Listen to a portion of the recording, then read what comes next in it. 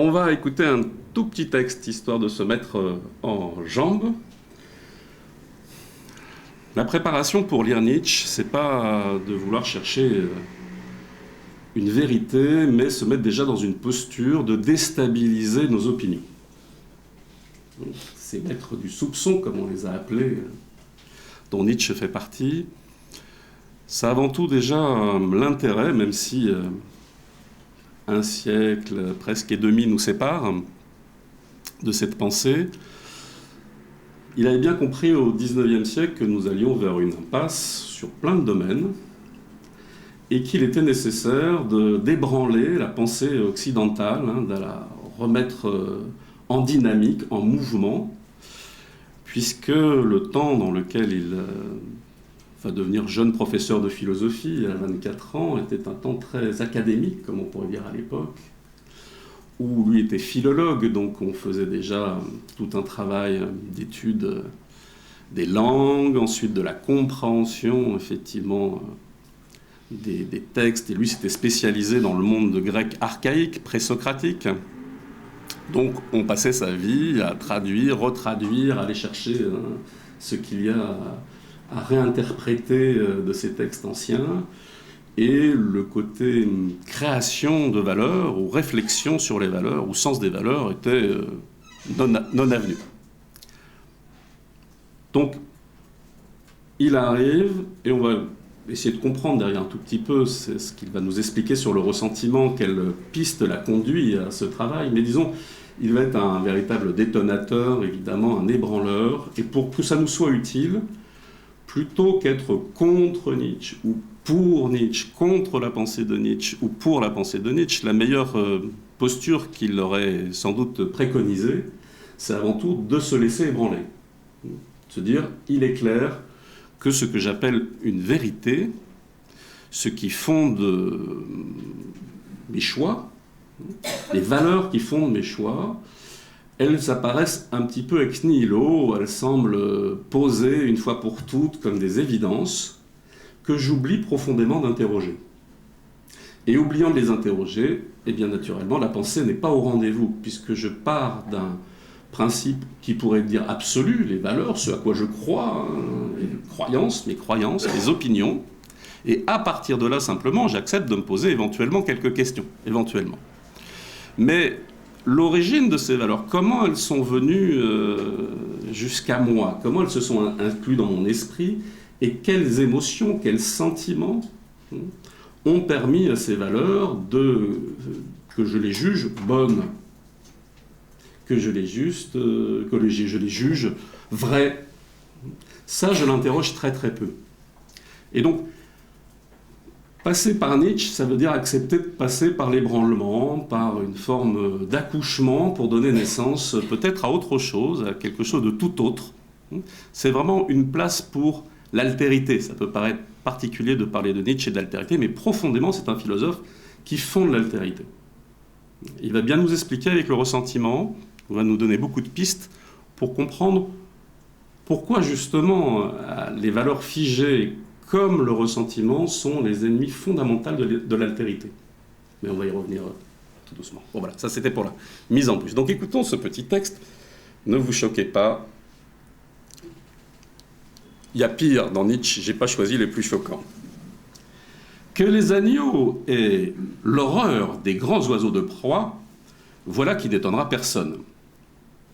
Mais ce n'est point une raison d'en vouloir aux grands oiseaux de proie, de ce qu'ils ravissent les petits agneaux. Et si les agneaux se disent entre eux, ces oiseaux de proie sont méchants, et celui qui est un oiseau de proie aussi peu que possible, voire même tout le contraire d'un agneau, celui-là ne serait-il pas bon ? Il n'y aura rien à objecter à cette façon d'ériger un idéal, si ce n'est que les oiseaux de proie lui répondront par un coup d'œil quelque peu moqueur, et se diront peut-être « Nous leur en voulons pas du tout à ces bons agneaux, nous les aimons même. Rien n'est plus savoureux que la chair tendre d'un agneau. » Exiger de la force qu'elle ne se manifeste pas comme telle qu'elle ne soit pas une volonté de terrasser et d'assujettir, une soif d'ennemi, de résistance et de triomphe, c'est tout aussi insensé que d'exiger de la faiblesse qu'elle manifeste de la force. Bien. Bien choquant. Bien choquant, pourquoi, à votre avis? Qu'est-ce qui nous titille? Ça nous titille parce que c'est vrai. Oui, tout à fait. Ça, c'est vrai, mais on voudrait que quoi? On voudrait que l'effort soit plus éthique, comprenne les faibles, etc. Voilà. C'est ça. Comprennent les faibles. Et qu'est-ce qu'il faut faire avec les faibles? Les protéger. Il faut les aimer. Dans une histoire, faut-il être plutôt du côté du faible ou du fort? Évidemment, dira Anne. Effectivement, il y a une dialectique que l'on connaît après politiquement, bien sûr. Mais disons, fondamentalement, dans notre morale judéo-chrétienne, les derniers seront les premiers, les faibles dégagent en nous de la pitié, voire de la compassion, même dans la pensée orientale. Donc fondamentalement, ce qui est éthique, ce qui est bon, c'est d'avant tout de s'occuper de ce qui est faible, de ce qui est malade, de ce qui a une difficulté. Il faut, dans un esprit, on pourrait dire, maternant ou d'ouverture de cœur, fondamentalement, se mettre du côté de ce qui a le plus besoin de nous, le plus petit. Ça va? Alors, Nietzsche ne va pas forcément dire le contraire, mais il va interroger sur ces valeurs, ce qui les fonde, et ce qui, du coup, elles occultent. Vous savez, quand il y a deux plateaux de la balance, quand on fait de la dialectique ou de la philosophie, on essaye effectivement de voir les choses qui s'opposent, et normalement, c'est dans cette dynamique d'opposition que se crée un troisième terme, qu'il puisse y avoir une ascension, quelque chose qui nous amène à une vérité plus haute, plus large, qui englobe la dualité, qui englobe ces deux éléments antagonistes. Mais si je ne passe pas par l'antagonisme, ça veut dire que j'ai clairement pris parti pour un côté. Et si j'ai clairement pris parti par un côté, eh ben j'opine, j'ai une opinion, je ne pense pas. Et donc il va nous interroger dans notre impensé du rapport à la vie. Ça va? Bon, bravo, vous avez déjà fait toute la conférence. Vous avez bien compris qu'il faut se mettre du côté des forts, évidemment. Comprenez aussi tout de suite, quand vous faites ce genre de travail, comme quoi on peut mal interpréter votre vision, puisqu'on va vous dire insensible, non pas du côté de l'amour, mais du côté de la haine, ou du plus fort, etc. Alors, par les concepts philosophiques, on va donc voyager avec Nietzsche, ensuite Pascal, et on va finir par Bergson. L'idée, c'est suite à une proposition d'ailleurs que vous aviez faite, que certains ont fait, est de travailler sur des concepts pour visiter une philosophie plutôt à travers un angle, un point qu'elle va développer, ou quelque chose de spécifique qu'elle va développer. Ce n'est pas l'essentiel forcément de la pensée pour aujourd'hui de Nietzsche, ou de Pascal, ou de Bergson, mais c'est un angle de quelque chose d'un peu de spécifique qu'ils ont développé, qui nous semble encore opératif. Un concept nous intéresse en termes philosophiques, dans son actualité, sur l'application qu'on peut en faire ici et maintenant. Si on ne veut pas faire simplement de l'histoire de la philosophie, pour accumuler des concepts et des idées, il y a l'idée de dire, bon voilà, comment en choisir quelques-uns, les creuser et les mettre au service de notre quotidien, au service de notre actualité, au service de notre temps, pour voir s'ils sont toujours opératifs. Alors, la chose assez particulière avec Nietzsche, c'est que le ressentiment est plutôt du côté des émotions que des idées. Donc on va aujourd'hui faire de la philosophie, mais fondamentalement, certains nous diront, c'est plutôt du domaine de la psychologie. Le ressentiment. Et d'ailleurs, Freud va profondément s'inspirer, lire, étudier et s'inspirer de la dynamique de Nietzsche, et on pourrait dire, si on était un peu pro-Nietzsche, qu'il a fondé quelque part le terreau, ou en tout cas qu'il a mis en place le socle sur lequel Freud va faire émerger ce monde de la psychologie, de la psychanalyse et de tout ce travail, de comprendre quelles sont les forces conscientes et bien souvent inconscientes qui nous travaillent, on pourrait dire avec nous ou malgré nous. Alors, ressentiment chez Nietzsche, quand on pense à ressentiment, qu'est-ce qui nous vient à l'esprit ?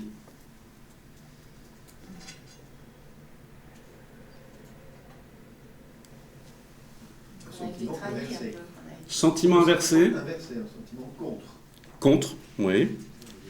Moi, je dirais comme une trahison quelque part. Une trahison, oui, de quoi ? Si j'ai un ressentiment, c'est que j'ai été trahi, c'est ça ? Donc, quelque part. Ouais, on va chercher ce quelque part. Il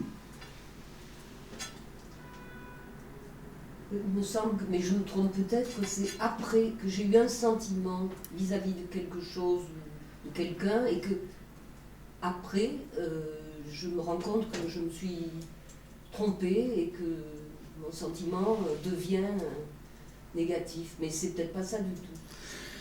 Alors il y a un point très intéressant, c'est effectivement cette idée que normalement une émotion, encore plus qu'un sentiment, si on peut faire un distinguo, mais une émotion, elle est plutôt passagère. D'ailleurs, ça va, ça vient, la caractéristique effectivement du monde émotionnel, c'est hop, ça apparaît, hop, ça disparaît. On voit ça très bien chez les petits-enfants. Ça rit et ça pleure en moins de quelques secondes. Et ça passe de l'un à l'autre, et parfois nous aussi, mais bon, pour d'autres raisons peut-être que pour l'enfant. Mais disons, l'archétype, ou disons le modèle de l'élément émotionnel, d'une société qui met l'émotionnel en avant, ce qui est assez présent aujourd'hui aussi, c'est qu'il n'y a pas de continuité. On ne revit pas un sentiment de manière continue. Ce n'est pas quelque chose qui, normalement, dure dans le temps. Sauf que le ressentiment, c'est quelque chose, justement, sur lequel il va s'adjoindre au sentiment une trace, une mémoire. Je vais le mettre dans ma mémoire. Pour les Provençaux, on connaît l'histoire de l'âne, qui met ça combien de temps ? 7 ans, je crois, à la mule du pape. Qui va se rappeler pendant 7 ans qu'elle a été maltraitée par l'aide d'un pape, et donc il va lui donner un coup de pied comme ça, qui va l'envoyer on ne sait plus où, enfin le disperser carrément dans l'air, je crois 7 ans plus tard. Ou peut-être 20 ans, je ne me rappelle plus l'histoire exacte. Bon, bref.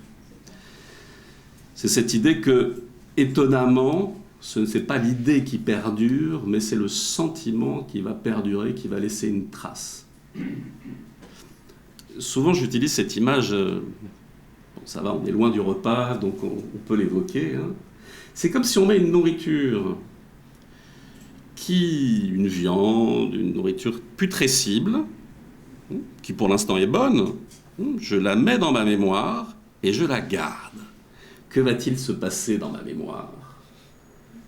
Comme ce n'est pas un congélateur ni un frigo, dès que je vais le ressortir, dès que ça va réapparaître, dès que les situations identiques vont revenir, je vais avoir une mémoire de choses pourries.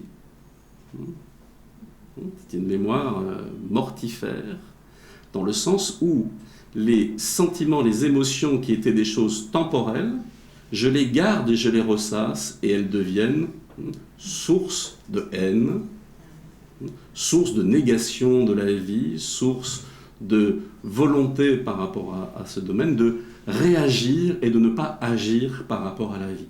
C'est ça l'élément fondamental pour Nietzsche, c'est quelles sont toutes ces forces qui me retiennent prisonnier du passé, et donc prisonnier du présent, et qui m'empêchent fondamentalement de vivre l'instant, de vivre le moment, tiré par une force positive d'un oui à la vie. Et donc, si on observe, pas chez Nietzsche, mais dans nos vies, la question de ressentiment, il y a effectivement des choses qu'on a mal vécues, des choses sur lesquelles notre volonté, et ça va être une des idées fondamentales, notre volonté, qui dans le fond est avant tout déjà un désir, puisque c'était une véritable volonté, je veux, je peux. Là, c'est je veux, ou je voudrais bien, mais je ne peux, point. Voilà. Hein, comme diraient les grands philosophes, la grande philosophe Annie Cordy, je crois. Ou... bien, je voudrais bien, mais je peux, point. Et donc, mon désir, la puissance de mon désir, ou donc, entre guillemets, plus mon désir est puissant, et plus je suis impuissant à le réaliser, plus va naître à l'intérieur de moi-même un ressentiment. Ça va ?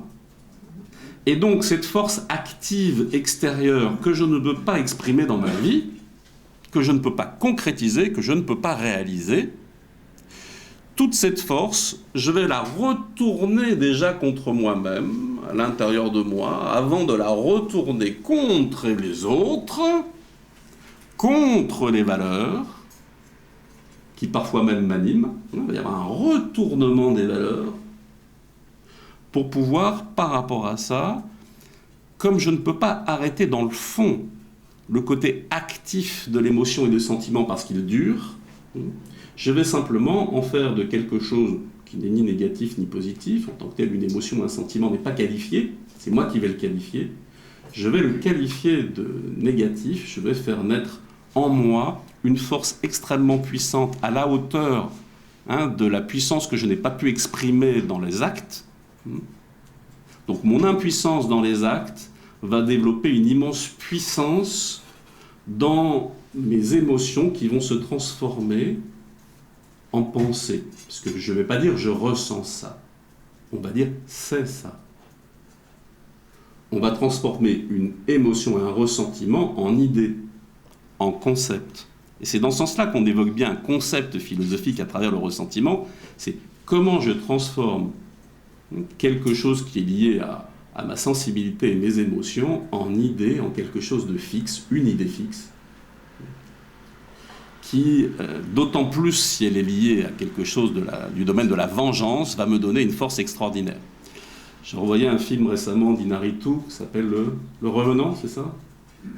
Cet film filmé en Amérique, dans la nature sauvage, où il risque... Enfin, il est laissé pour mort, déchiqueté par un ours. Et en fait, comme son fils est tué, bref, je ne raconte pas toute l'histoire, ce qui va le tenir pour survivre, pour aller se venger, c'est le fait de, effectivement, tuer celui qui a tué son fils. Et à un moment donné, une fois qu'il l'a tué, on sent, le film s'arrête un peu comme ça, on sent que, grosso modo, il n'y a plus rien qui le tient. Et donc, la puissance de réaliser quelque chose dans le monde et dans la vie se transforme en une puissance dans le ressentiment pour pouvoir se venger. Là, c'est de manière active, on pourrait dire que psychologiquement, du coup, son problème est résolu, il n'y a plus de ressentiment puisqu'il arrive à son but. Mais jusqu'à ce qu'il arrive à son but, il inscrit partout, il note partout, un tel a tué mon fils. Enfin, il est en plein, obnubilé par cette idée qui n'est pas de survivre, qui n'est pas de vivre, mais qui est de se venger. Bon, je pense qu'on n'a aucune expérience là-dessus, évidemment, dans nos vies, on n'a jamais ressenti ou de ressentiment, mais parlons d'une chose étonnante qui n'était qu'au XIXe siècle, avec Nietzsche, le ressentiment. Ça va ? On situe un peu l'enjeu de la question, puisque c'est un enjeu très, très vital. Le nombre de fois où je me pose la question, est-ce que j'ai l'autorisation de faire ça ? Parce que quand même, est-ce que les gens vont penser ? Oui. Ce ressentiment peut se transformer aussi en pensée positive. J'ai du ressenti, mais je désire pardonner. Oui, alors, c'est le bienvenu. Il va nous expliquer toute la fausseté de cette idée, Nietzsche. C'est-à-dire que, grand le fond, effectivement, le ressentiment qui a besoin de s'habiller de jolies valeurs chrétiennes ou judéo-chrétiennes, va dire, bon, en fait, je pardonne, ou en fait, mon inertie, c'est cette passivité, c'est une capacité de patience, d'attente. C'est-à-dire, c'est très intéressant, c'est-à-dire qu'il va y avoir une transvaluation. Hein, Nietzsche est un spécialiste de la transvaluation, c'est-à-dire on prend une valeur, on la transforme en une autre, ou en tout cas on la déplace. Et dans le ressentiment, il va y avoir une capacité de déplacer un certain nombre de valeurs pour les rendre respectables, alors que leur origine, et c'est pour ça qu'il y a cette question de généalogie de la morale. C'est-à-dire, ce qui va intéresser Nietzsche, c'est qu'est-ce qui était construit, qui est un peu l'histoire de la constitution d'une valeur, pour le monde présent, pour l'ici et maintenant. Qu'est-ce qui fait que cette valeur, ici et maintenant, est celle-ci, m'apparaît de cette manière-là? Alors qu'en général, on dit, bon, ben voilà, c'est pas la peine de revenir aux tables de la loi, etc. Tu ne tueras point, c'est tu ne tueras point, et puis on ne réfléchit pas sur tu ne tueras point. Que l'on tue ou pas dans le monde, d'ailleurs, ou qu'on justifie ou non qu'on tue dans le monde. Mais voilà, c'est une tablette voilà, c'est une loi, c'est quelque chose qui a été dicté aux hommes, c'est un devoir, c'est quelque chose qui vient d'un arrière-monde, c'est-à-dire quelque chose qu'on ne peut pas atteindre, qui sont les idées en soi, qui est la source des valeurs en soi, c'est quelque chose d'atemporel, et nous sommes dans le monde temporel, donc même dans la critique de la raison pure autre, chez Kant, évidemment dans la pensée d'Hegel par rapport à l'esprit, il y a toute cette idée que, quelque part, ces fondements, ces éléments de l'esprit, même si on se met sur la pointe des pieds, c'est pas trop la peine d'en parler, il faut essayer de les vivre, de les concrétiser, et donc il faut être heureux de faire son devoir chez Kant. Il faut que le devoir soit intérieur, qu'il naisse de soi-même, qu'il puisse véritablement se réaliser à partir de ma propre volonté. Donc il faut que je mette ma volonté au service de la définition d'une valeur préexistante.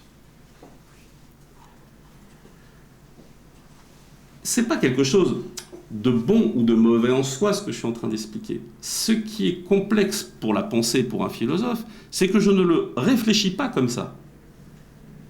Rien n'empêche, et heureusement pour une société, pour nous-mêmes, d'avoir un certain nombre de valeurs absolues qui nous permettent de nous donner des limites, des bornes, un cadre qu'on ne dépasse pas, parce que l'une des caractéristiques de l'homme, comme disaient les Grecs et autres, c'est l'hybris, la démesure.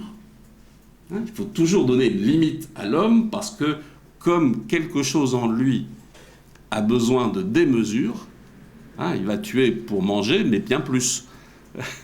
Il va réaliser ou accumuler ce dont il a besoin, mais parfois... on le voit sur certaines fortunes pour des millions d'années, si ça ne se cassait pas la figure économiquement.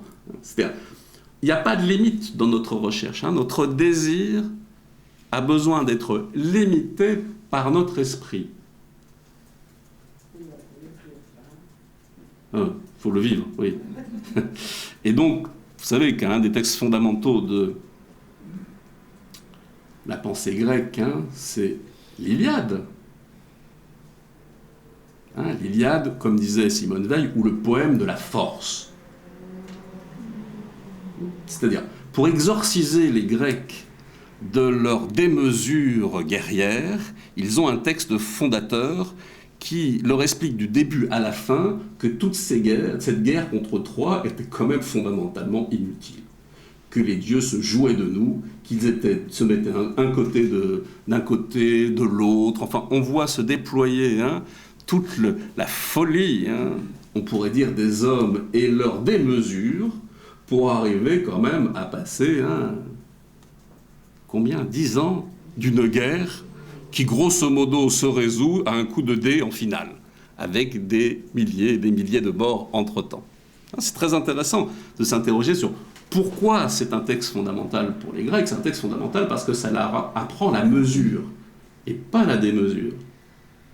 Ça leur met en évidence dès leur enfance qu'il faut pouvoir, par rapport à ça, donner une orientation, un cadre à la force. La force qui commence à avoir une intentionnalité claire s'appelle puissance chez Nietzsche. Et donc quand il parle d'une volonté vers la puissance, qui est la traduction la plus exacte plutôt que volonté de puissance, une volonté vers la puissance, c'est comment on canalise la force avec une intentionnalité pour qu'elle puisse me permettre effectivement d'incarner, de concrétiser, de rentrer dans le monde de l'action positive, d'un oui à la vie, qui fasse que l'homme joue son propre rôle, de ne pas être une force de la nature indomptée, un instinct extérieur, mais une véritable volonté libre d'incarner, de concrétiser quelque chose dans le monde, d'être une force de puissance et pas d'impuissance. On y reviendra, mais ça c'est déjà le remède fondamental au ressentiment. C'est bien sûr, c'est l'action à travers une volonté vers la puissance qui quelque part me redonne l'innocence. Vous vous rappelez les 3 métamorphoses? D'abord, le chameau, je pèse, il faut, yaka, faucon, je porte. Le devoir, de valeurs qui me sont données par l'extérieur, c'est déjà une première conquête de l'humanité, être capable de prendre des valeurs pour soi, de les incarner dans la vie, d'être un homme honnête, un homme moral, de pouvoir vivre selon un certain nombre de cadres et de valeurs. Première étape, le chameau n'est pas que négatif pour Nietzsche. Simplement, c'est un dragon qu'il faut apprendre à maîtriser, puisque sur chaque écaille de ce dragon, comme il nous l'explique dans Ainsi parlait Zarathustra, il y a « tu dois ». Quelque chose à l'extérieur qui dit « tu dois faire ça ». Et donc le chameau porte, et plus il porte, plus il se sent vivre. Ça vous a peut-être traversé, vous voyez des gens auxquels ça traverse cette idée, c'est-à-dire plus ils sont ascètes, plus ils s'empêchent de faire un certain nombre de choses, plus ils appliquent leur volonté sur eux-mêmes, et plus ils se sentent vivre. L'ascétisme qui donne le sentiment d'une puissance de vie, ou ma moralité qui me donne une supériorité par rapport à l'autre, puisque comme moi, je m'exige quand même ceci ou cela, c'est comme quand on arrive à l'heure à un rendez-vous, moi je m'exige d'arriver à l'heure à un rendez-vous, si l'autre arrive en retard, c'est un raté, non? C'est un malotru. C'est quelqu'un qui, par rapport à ça, n'a pas su ce qu'est véritablement la vie, puisque il n'a pas entendu le « tu dois arriver à l'heure », par respect de ci, etc. Et le moralisme, ou parfois un peu le vieillissement, quand on regarde les jeunes, ils devraient faire ci, ils devraient faire ça, enfin l'éternelle bataille entre les générations. On voit la liste de qu'est-ce que nous étions, entre guillemets, en valeur, en application, et qu'est-ce que ces petits jeunes n'ont rien compris. Bon, ça, je vous dis tout de suite, c'est valable à toutes les générations, et toutes les générations en séparation pensent ça des autres. Pardon ? De celle d'avant, voilà. Bon, il y a un ressentiment du vieillissement. Il faut faire attention, heureusement, nous sommes tous très jeunes, maintenus dans notre jeunesse grâce à la philosophie. Tu ris. Bon, ça va, on est dans le contexte de ressentiment. Donc, en allant chercher effectivement par la généalogie, le déroulement de ce qui a amené cette valeur au présent, on va chercher quoi? Les moteurs cachés.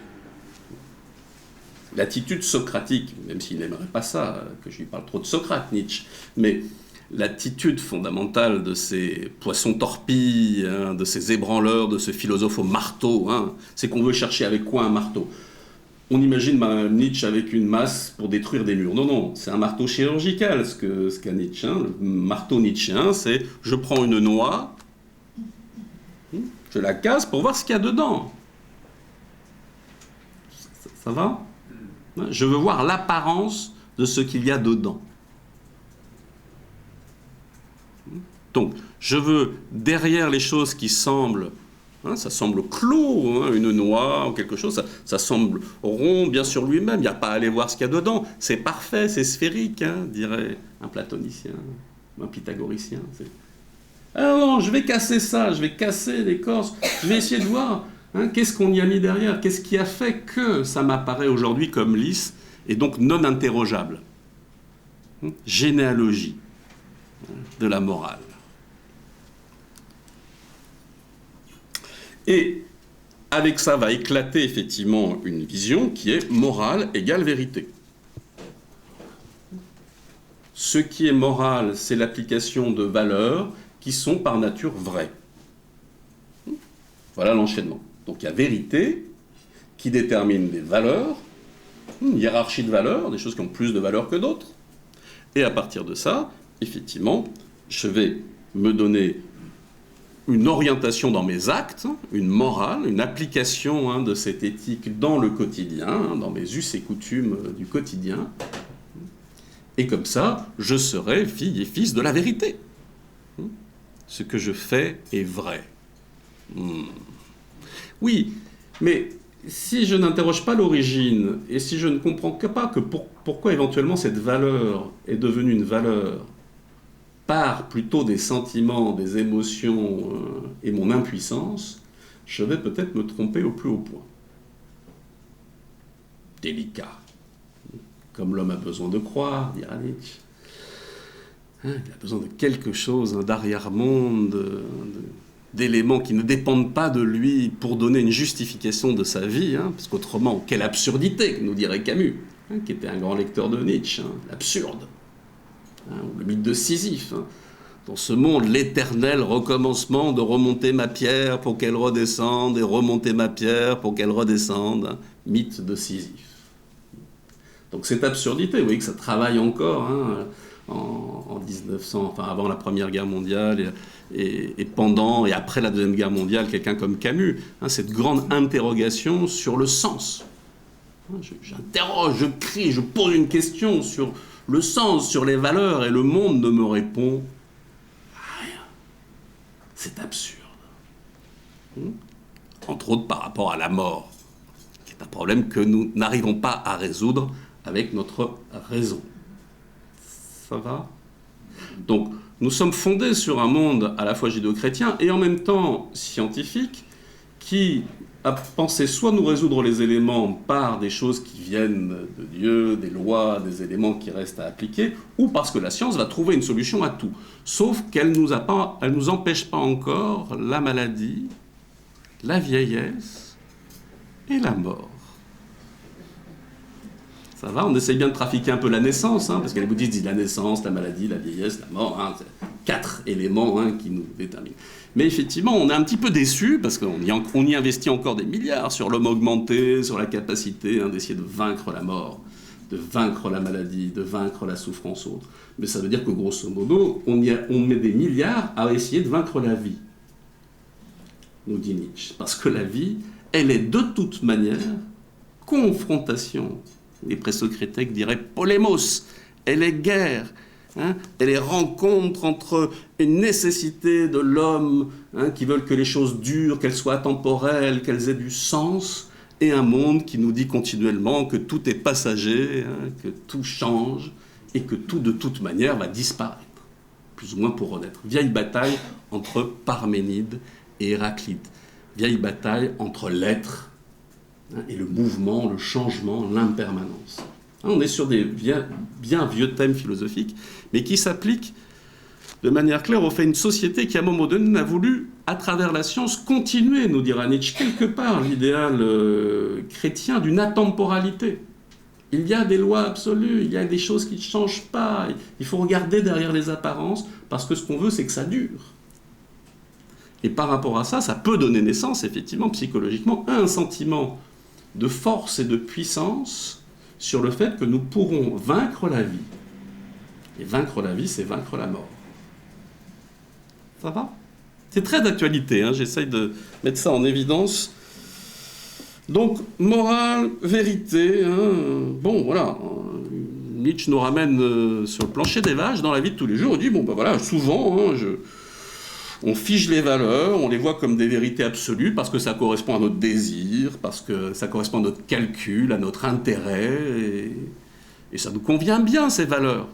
Selon du côté de la barre auquel je nais, plutôt, comment dirais-je, pour ma part, je sais pas, fils de paysan, d'un point de vue maternel, paternel, mentalité de gauche bien ancrée par rapport à la préoccupation sociale, d'une recherche de la justice continuelle qui m'a amené à la philosophie, c'est clair que je verrai le monde d'une certaine manière, alors que d'autres amis qui, quand je vais chez eux, me montrent avant tout la série de la portrait de tous leurs ancêtres et de tout ce qu'ils ont construit et leurs lettres de noblesse depuis quand même énormément de temps, de siècles, d'années. C'est évident qu'il y a une rencontre d'emblée entre deux systèmes de valeurs qui sont ancrées ne serait-ce que parce qu'on les a entendues, vécues, et on les a même ressenties depuis notre enfance. Et quelle est la part de vérité entre les deux? Et ça s'interroge. Mais nous interrogeons-nous vraiment, hein? Hein? On a tous la vérité. Voilà. Alors, Nietzsche n'est pas contre cette idée-là, mais il dit que pour avoir sa propre vérité, il faut être capable de créer ses propres valeurs, par-delà le bien et le mal. Parce que quand je commence à dire on a tous sa propre vérité avant de trop de penser, ce qui n'est pas ton cas, Nicolas, évidemment, mais dans le cas où je commence à évoquer ça, je dis fin du jeu, fin du banc, hein. De toute manière, chacun pense bien ce qu'il pense, chacun a bien ses valeurs, et vivons dans un monde où nous tolérons les valeurs de l'autre jusqu'à ce qu'elles reviennent mettre en cause les nôtres. Où là, on voit la guerre qui réapparaît entre les classes, si on était au 19e, au début du 20e, ou entre les deux côtés, ou entre la pauvreté et la richesse, entre ci ou ça. Bon. Et la guerre, elle reste absolument violente. Parce que comme c'est impensé, je ne donne pas la place à l'autre, parce que je le confonds avec ses valeurs. Alors que si j'ai fait le travail à l'intérieur de moi-même, pas de changer forcément mes valeurs, mais d'apprendre qu'elles sont nées quand même d'un phénomène historique, je suis plus libre. Ça va? Chacun sa valeur, c'est bien, mais dehors. Pas ici, évidemment, pour la philosophie. Bon.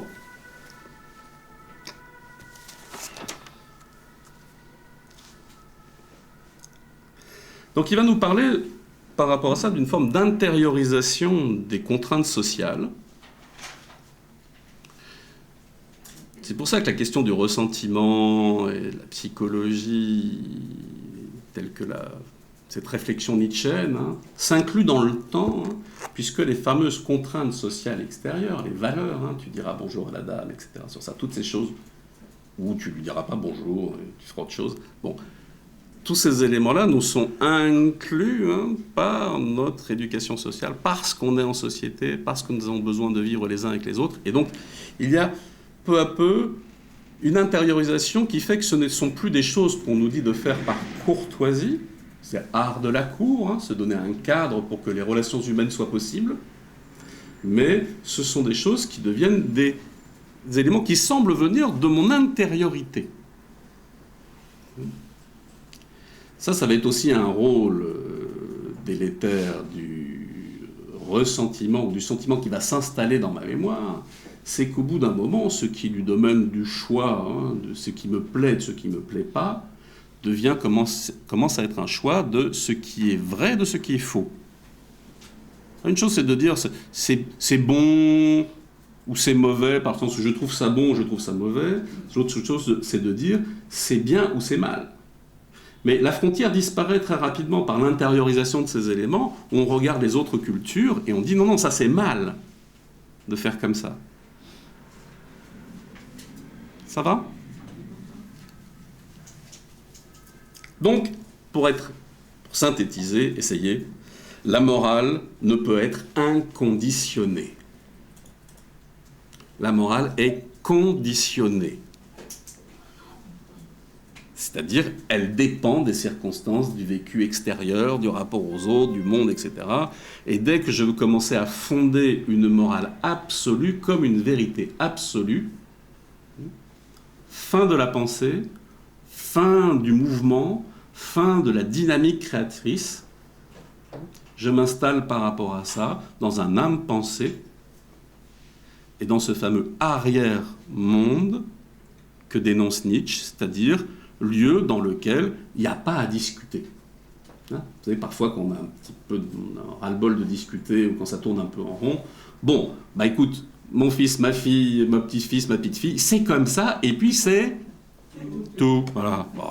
Ça ne paraît même pas m'obliger à m'interroger, à continuer à interroger. Il y a le jeu des enfants aussi, des adolescents ou même des adultes, de continuer à poser toujours les mêmes questions, même si on a déjà répondu autres, parce que ils voient bien que de temps en temps, ça nous embête. Donc, il y a aussi ce jeu-là. Mais, fondamentalement, le nombre de fois on répond, c'est comme ça, et puis c'est tout, plutôt pour échapper à la question que simplement pour éduquer, faut l'interroger. Donc, il y a tout un travail de déconditionnement par rapport à la notion d'un fait éternel, d'une vérité absolue. Voilà, les valeurs ont un rapport avec l'histoire, c'est pour ça qu'il faut en faire une généalogie. Savoir un peu d'où ça vient, tout ça. Qu'est-ce qui les a amenés au moment présent? Et en quoi sont-elles encore agissantes dans le moment présent? Donc, les plus hautes valeurs, ou ce qu'on appelle parfois les plus hautes valeurs, prennent leur source dans quelque chose qui n'a pas de valeur, parfois. Parfois, c'est pas toujours. S'abstenir de jugement moral si on veut savoir ce qu'est la morale. Ça, c'est bien difficile. Donc, comment est apparu ce géant qu'est Nietzsche par rapport à ce destructeur des idoles, cette philosophie au marteau en Prusse, au milieu du 19e siècle, qui va naître en 1844? Comment il a pu apparaître et comment on a pu avoir cette forme de révolution? Certains disent que voilà, la philosophie occidentale, elle est avant tout modelée par Platon et Nietzsche. Ça paraît bizarre, mais c'est les deux grands antagonistes qui permettent, deux outils extraordinaires qui nous permettent aujourd'hui d'aborder le monde. Il n'y a pas question de choisir entre Platon et Nietzsche. C'est la dialectique entre les deux qui serait l'une des plus fructueuses pour pouvoir apprendre à penser. Chacun fait son hit parade des philosophes comme il veut. L'important, c'est que ça nous serve à quelque chose pour penser. Mais l'importance de Nietzsche n'est pas à négliger. C'est pas simplement quelqu'un qui a critiqué, qui a ébranlé. C'est quelqu'un qui, effectivement, nous donne des pistes pour essayer de faire naître aussi d'autres valeurs. De redonner une autre perspective 2 millénaires et demi plus tard par rapport à Platon. Alors, première chose qu'il faut comprendre, c'est qu'il ne faut pas un philosophe pour pouvoir déstabiliser son temps. Il faut un artiste. Et Nietzsche est un artiste. Ça, c'est une part qu'on ne met pas forcément toujours en avant, mais le premier ouvrage, c'est La naissance de la tragédie, ses premiers grands contacts, ses premiers grands amours dans le monde extérieur, c'est Wagner. Il va être reçu, Wagner qui est déjà très vieux, mais il va être reçu dans la famille de Wagner, avec Cosima, sa femme, comme un fils. Puisque comme il est très brillant universitaire, très brillant professeur de philosophie, qui commence à publier un peu, il va rencontrer Wagner, et ils vont avoir une grande discussion sur un fond commun, artistique, qui est celui d'un profond amour de la pensée grecque archaïque. Quel est le rapport entre ces différents termes? Ce qui est intéressant pour un artiste, ou dans une vision d'artiste, il va faire de la philologie, on peut dire que ce n'est pas très artistique, si, il y a toute une science de l'interprétation, une herméneutique qui est très intéressante. Mais ce qui est fondamental, c'est que ça va l'obliger à travailler sur un temps, un imaginaire qui n'est pas le nôtre. Dans la pensée grecque, entre autres, un point qui est très important pour un artiste, c'est que le chaos va s'organiser grâce au théos, à l'intelligence, pour donner naissance au cosmos. Mais dans une vision linéaire, ou dans une vision, comment dirais-je, remodelée par les interprètes, ceux qui vont interpréter, qui vont codifier aussi la religion chrétienne, c'est qu'une fois que la création elle est finie, elle est finie. Le 7e jour, on se repose et c'est bon. C'est-à-dire, la création n'est pas un mouvement permanent qui permette une recréation permanente. Je vous le caricature par rapport à une vision chrétienne. Dans la vision grecque, le chaos reste toujours présent. C'est comme en Égypte avec le Noun, l'océan primordial. Il reste toujours là. Il possède encore toujours tout son potentiel. Simplement, nous vivons dans un cosmos parce que ce chaos, par rapport à ce qu'est l'homme et notre besoin de mesure pour vivre, il n'est pas possible qu'il soit l'unique chose présente. Nous avons besoin d'un monde ordonné, organisé, beau et intelligent, un cosmos, un monde beau et intelligent. Mais le grec, vous savez, il va, pour poser ses questions les plus fondamentales, voir la Pythie.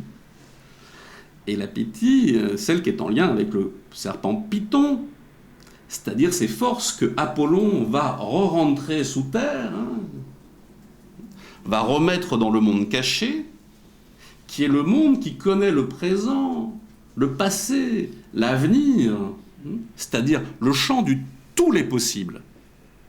Et donc dans la vision du chaos, qui est une vision assez éloignée pour nous aujourd'hui, c'est cette idée de dire, ben voilà, il existe un lieu, une origine. Si je retourne à l'origine, à l'arché, à l'origine, au début, à ce qui a donné naissance, je récupère toute la puissance de création qui est aujourd'hui, ici et maintenant, totalement disponible. C'est un monde que Nietzsche va appeler le monde de Dionysos, du dieu danseur. Vous savez, toujours entre un monde et un autre. Vous savez, quand on danse, il y a un pied sur le sol, un pied en haut. Le monde du labyrinthe, de la danse, de la dynamique, c'est-à-dire de l'entre-deux, où il y a toujours une possibilité de repasser dans le monde de l'origine, de l'enthousiasme, de la pureté. Dionysos, c'est pas le Bacchus qui boit beaucoup et qui fait des orgies. Dionysos, c'est le pur, c'est le vierge. Mais en même temps, c'est celui qui n'a aucune contrainte. Il est suivi par les gens et par les humains, qui eux font à peu près n'importe quoi. Dans ceux qui suivent Dionysos, la fin de ceux qui suivent Dionysos, ça ressemble effectivement un peu à un banquet, ou comme on appellera, un peu désordonné, où on fait tout à l'excès. Mais lui, en tant que tel, en tant que force, c'est une force pure, puissante des origines, en lien avec le monde du sous-terre, avec le moment, vous savez, dans la théogonie grecque, où toutes les forces sont présentes, les titans, les hécatonchires, tout ça. Il y a une rencontre de toutes ces forces et ces puissances pour donner naissance au monde organisé. Avant que Zeus arrive, d'abord Chronos, ensuite Zeus, et qu'on arrive au monde ordonné, bien hiérarchisé, bien statique, sous la lumière du midi. La vérité apollinienne, Apollon, c'est la beauté extérieure, la clarté, la lumière, tout sous, effectivement, un éclairage où il n'y a plus d'ombre. Avant qu'on arrive à ça, il y a plein de gammes de gris, vous voyez ce que je veux dire? Et ensuite, il y a plein de choses qui, dans toutes ces traditions, nous paraissent à nous incompréhensibles. Ces forces puissantes qui se rencontrent les unes contre les autres, ces grandes batailles pour donner naissance aux choses. Ces auto-créés. Une notion très intéressante, c'est les dieux auto-créés, c'est-à-dire qu'ils se créent eux-mêmes par leur propre volonté. Nous, c'est un peu loin. Dieu crée par la volonté, mais il ne s'auto-crée pas par la volonté. Vous me suivez? Et donc, quand je suis un artiste, je cherche à quoi? À retourner aux forces créatives, à retourner à l'origine. Et ça, ils vont le partager en partie avec Wagner.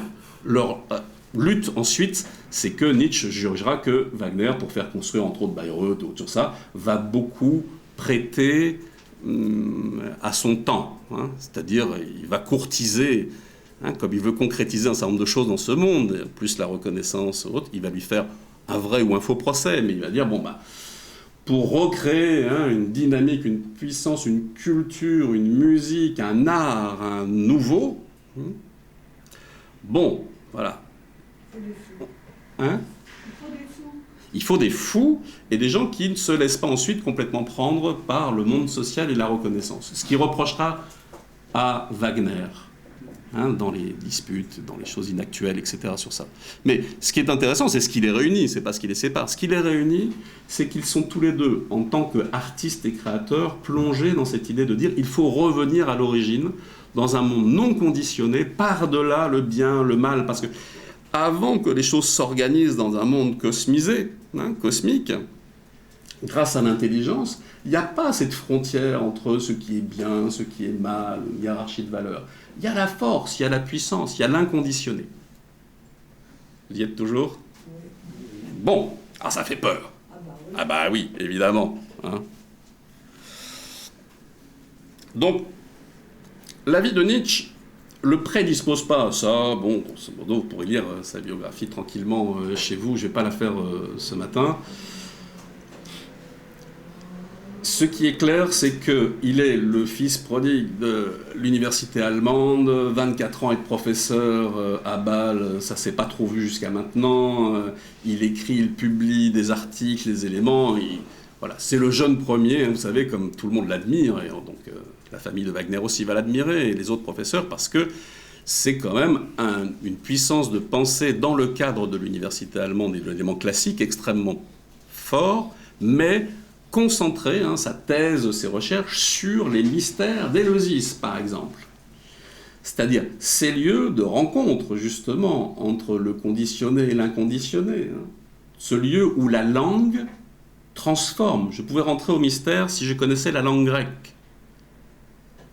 Je n'avais pas de problème pour pouvoir se présenter, pour pouvoir rentrer dans cette institution, pour vivre consciemment l'immortalité de l'âme. C'était le but de ces institutions, qu'on appelle les mystères, en Grèce. Peu importe de quelle religion je suis, peu importe de conditions sociales je suis, peu importe de pays auquel je suis, je peux me présenter pour pouvoir vivre consciemment l'existence en moi-même de quelque chose d'inconditionné. Mais il y a simplement une chose qui est fondamentale. Il faut comprendre le grec.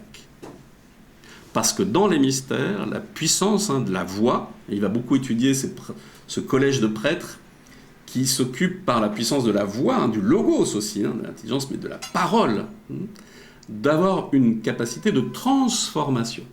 Il ne faut pas oublier une chose aussi, c'est que pour la préparation au mystère, la purification au mystère, il y a l'utilisation de la musique. Séance psychologique, où vous êtes assis, et en fonction de ce qui est nécessaire pour rééquilibrer votre psyché, votre âme, vous savez, soma, le corps, les choses denses, nous, l'esprit, il faut rééquilibrer la partie matérielle concrète, notre corps, notre énergétique, avec l'esprit. Et ce qui fait le lien entre le nous et le soma, c'est la psyché. Et les muses, l'éducation par les muses, par l'ensemble des muses, et donc par la musique, c'est ce qui permet en l'homme de trouver l'équilibre psychologique. Et donc on va utiliser la musique et la parole vont avoir un rôle fondamental dans les mystères pour permettre à l'homme de marier sa temporalité, sa corporité, ses instincts, de conservation, de procréation, par exemple, avec son esprit. Et donc il y a tout un travail d'harmonisation dont, si on suit ce que nous explique l'histoire, maîtrisait un certain nombre d'enseignants, d'institutions, de prêtres, on pourrait dire, dans les mystères d'Éleusis, qui connaissaient les clés pour pouvoir aider à la réharmonisation de l'âme. C'est intéressant, l'un des fondateurs de la philosophie, Pythagore, dans ce qu'on a eu comme trace, puisque beaucoup de choses ont été brûlées avec son école, il étudiait les groupes de travail pour essayer de faire que les notes de musique des uns et des autres, la vibration des uns et des autres, s'équilibrent, mais s'équilibrent, ne soient pas identiques, s'équilibrent dans leurs différences pour permettre une bonne évolution. Et on sait qu'un groupe de travail qui fonctionne bien, mais quelque part, il y a une harmonie, il y a quelque chose qui naît au-delà de l'addition des individus. Donc la musique est fondamentale pour un grec. Et la musique est fondamentale pour Nietzsche. Avant même d'écrire, d'être philosophe, il joue du piano, il écrit des pièces de piano, il écrit aussi, bien sûr, des tragédies, petites tragédies, quand il est jeune, à partir de tôt, avant l'âge de 10 ans, ensuite à 12 ans, 13 ans, 14 ans. C'est un musicien, et après il va perdre la raison, vous savez, dans les dernières années de sa vie. Et donc, certains disent quel dommage qu'on n'ait pas pu enregistrer ce qu'il jouait, parce que ceux qui allaient le visiter ou autres, la raison n'était plus là, mais par contre, il jouait au piano des choses absolument incroyables et extraordinaires, dont on n'a pas, comme il les codifiait plus, comme il les écrivait pas, en termes de notes de musique, on a peut-être perdu quelques œuvres musicales extraordinaires avec Nietzsche. Pourquoi pas ? Et disons que ce qui est intéressant, c'est que pour ébranler son siècle, c'est avant tout par cette pensée grecque archaïque du monde du chaos, du tout possible, des origines, par cette puissance donnée à la musique, aux arts, pour pouvoir permettre de réharmoniser la psyché et trouver cet équilibre intérieur, cette force de transformation qui nous permettent de devenir qui on est.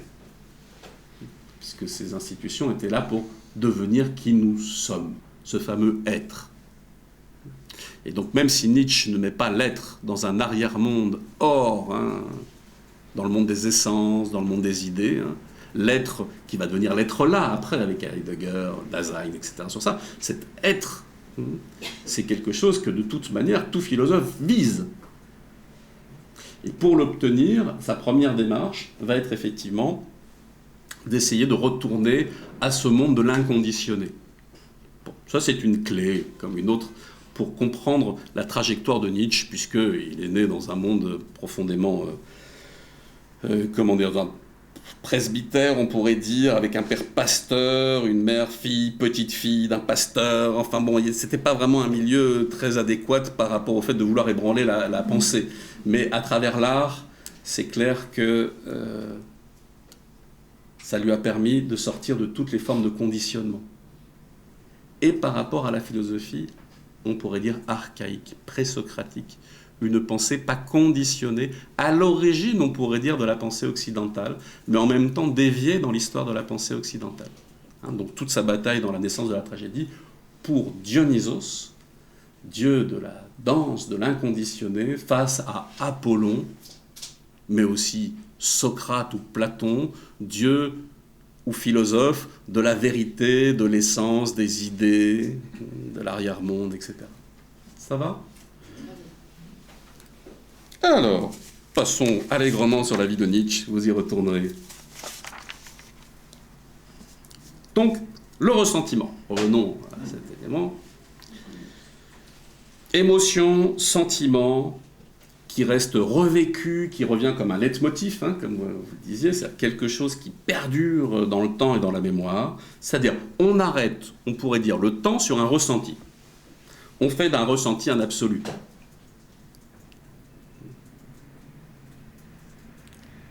Donc, on éprouve une souffrance en continu, une douleur en continu. Il y a une trace émotionnelle qui envahit ma conscience. Et donc, je me mets à avoir un système de traduction interne qui fait que tout ce qui se passe, tout ce que je vis, tout ce qui apparaît, je me suis pris comme ça quelquefois la main dans le sac. Rien de trop au niveau de l'introspection, mais où l'autre vous dit quelque chose d'autre, on se dit il me dit ça parce que il me critique, parce qu'il m'en veut, parce qu'il a un compte à régler, etc. Et puis après, je dis, j'ai quand même appelé, on m'appelle au téléphone. C'était pas du tout ça. On s'en souvient pas trop. On se souvient surtout de toutes les fois où on a eu raison. Mais il y a eu plein de fois comme ça où on a imaginé des choses complètement erronées, parce qu'on était obnubilé par une émotion, un sentiment, une trahison, un élément. Vous savez, dans ceux qui font le travail de conciliation ou pour ceux qui font le travail purement de rencontre pour les divorces, rien à voir avec quoi que ce soit que qui que ce soit n'aurait vécu. On voit comment, de toute manière, des choses qui ont été vécues 10 ans, 20 ans avant réapparaissent, des détails et des choses incroyables. Il y a parfois une approbation où on sent un vécu puissant sur le fait qu'il semblerait qu'effectivement nous n'avions pas vécu les mêmes choses de la même manière au même moment.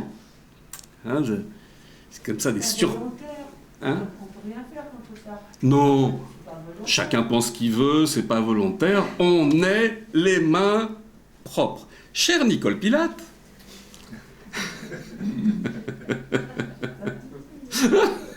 t'as bien fait de venir ce matin.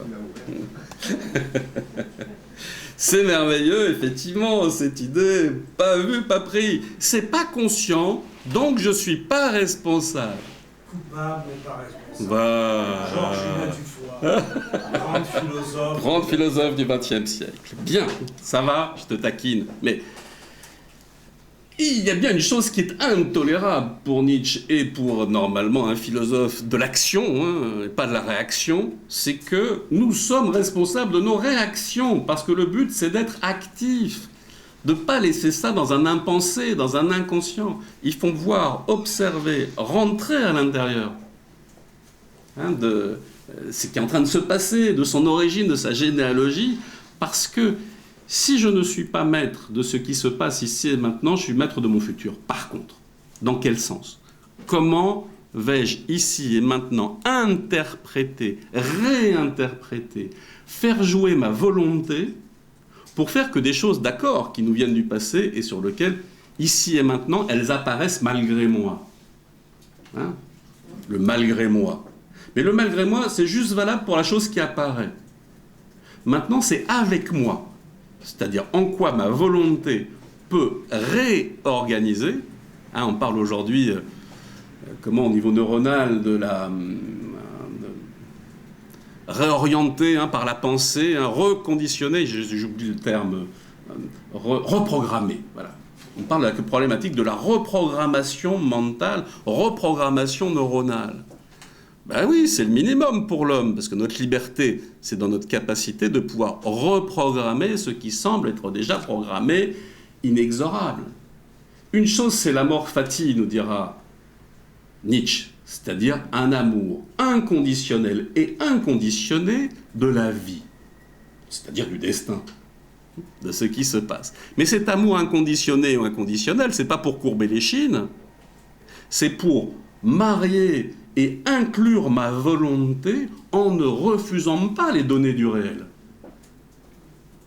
Si je refuse les données du réel, voilà, j'aurais voulu que mon fils, fasse telle chose, réussisse tel élément, tel examen, et tel parcours de vie, et tel machin. Bon, ben ça va, ça c'est mon imaginaire. Bon, les choses ici et maintenant, c'est qu'ils sont comme ça, de cette manière-là ou autre. Qu'est-ce qui dépend de ma volonté pour pouvoir permettre de continuer à essayer d'être actif, d'apporter quelque chose de positif par rapport à ce qu'est l'autre, et pas ce que je voudrais que soit l'autre.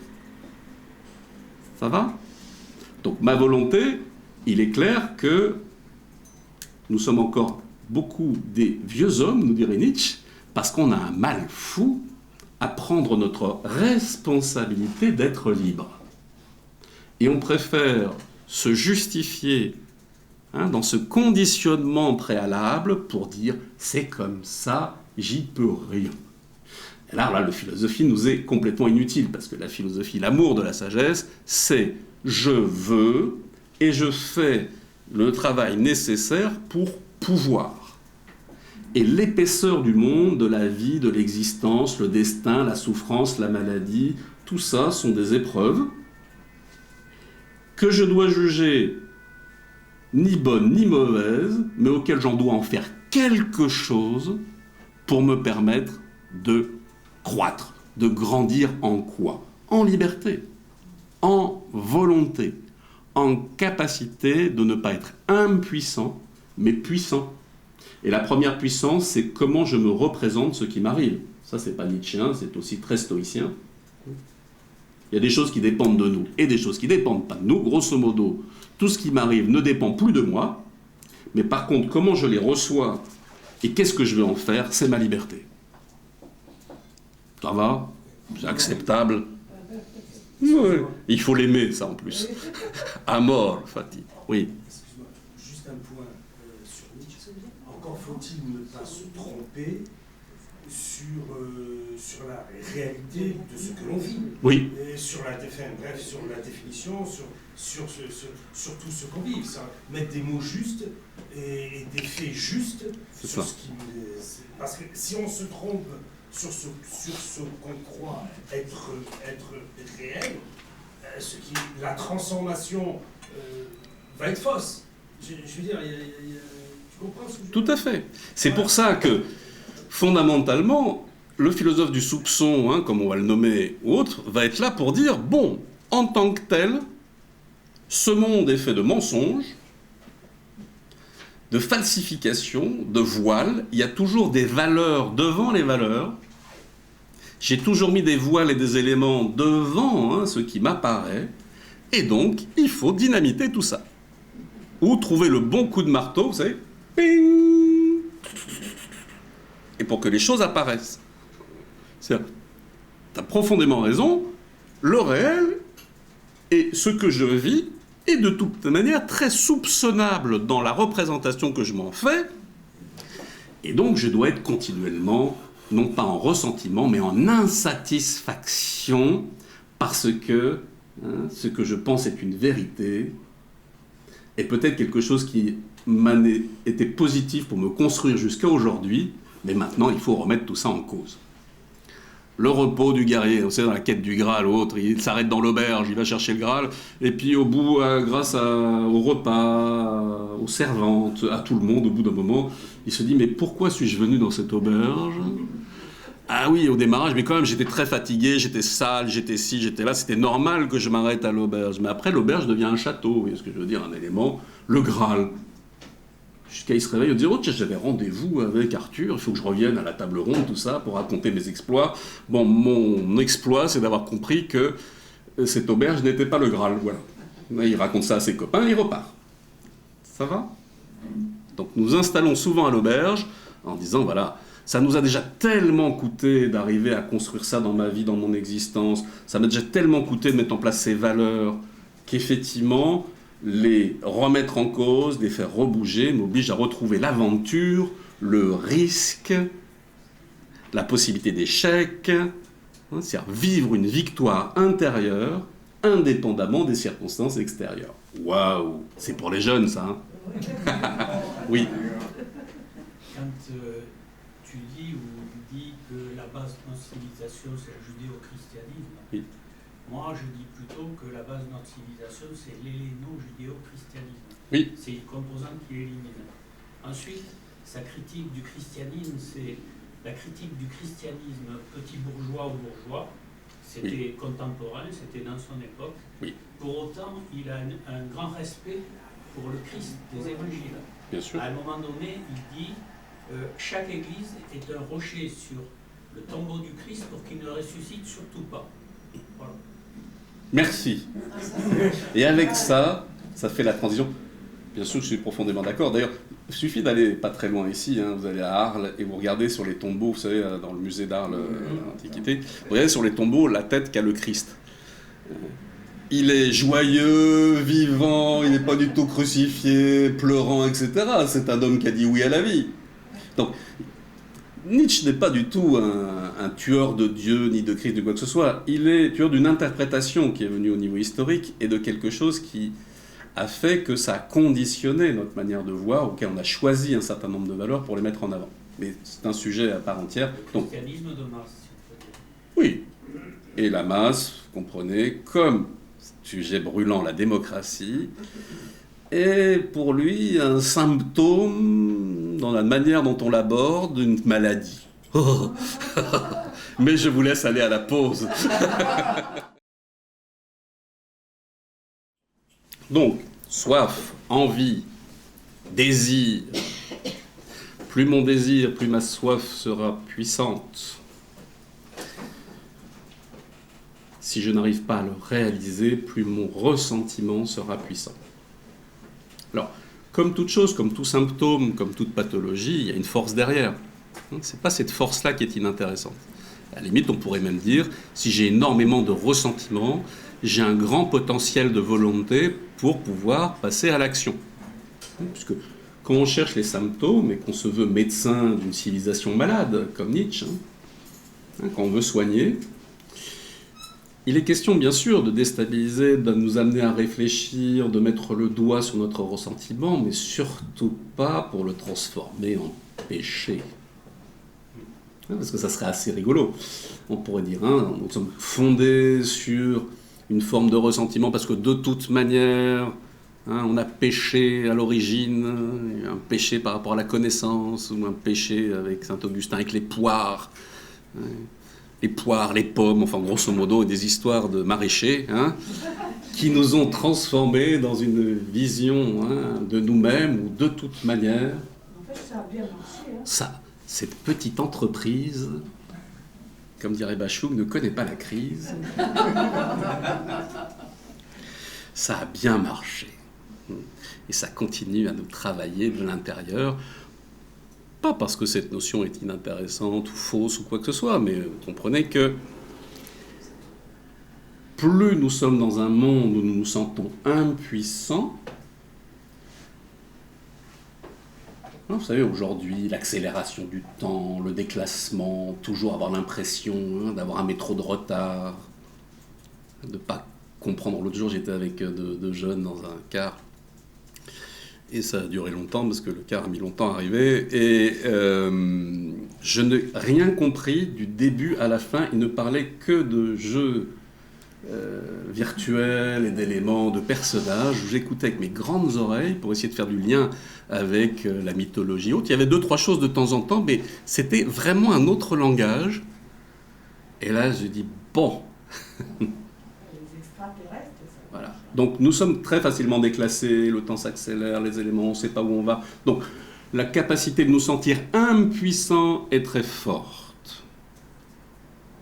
Et donc notre capacité de ressentiment par rapport au monde, aux autres, aux choses est extrêmement puissante. C'est pour ça que cette maladie n'a pas diminué depuis qu'il a mis le doigt dessus au XIXe siècle, elle a plutôt augmenté.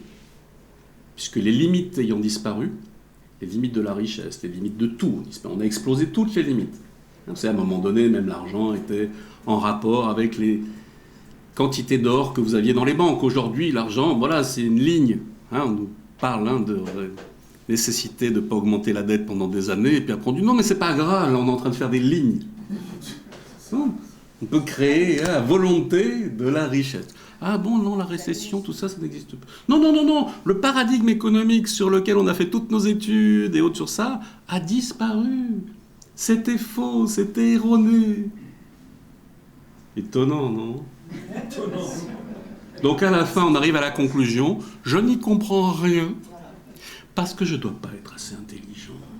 Il y en a d'autres qui doivent comprendre. Et puis quand on écoute les autres, on dit, ils n'ont pas l'air de comprendre là-dessus. Et là non plus, et là, la terreur nous empare, ou la peur.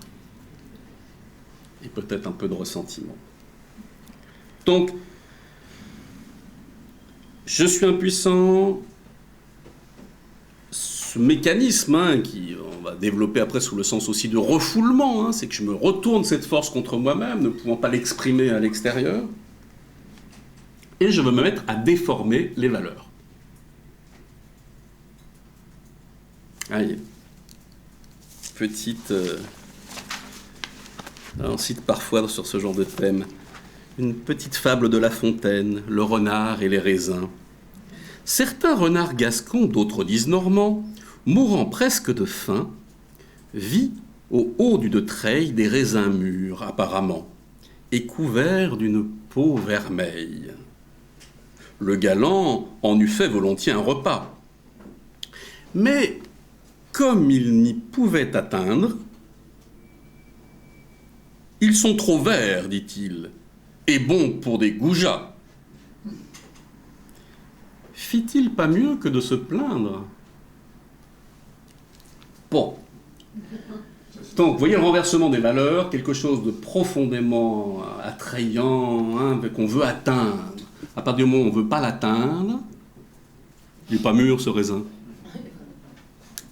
Ce beau jeune homme, cette belle jeune femme, merveilleuse, extraordinaire, qui a tous les talents du monde, à partir du moment où elle me refuse ce rendez-vous, cette rencontre, ou de partager les sentiments, il y avait bien quelque chose derrière l'apparence.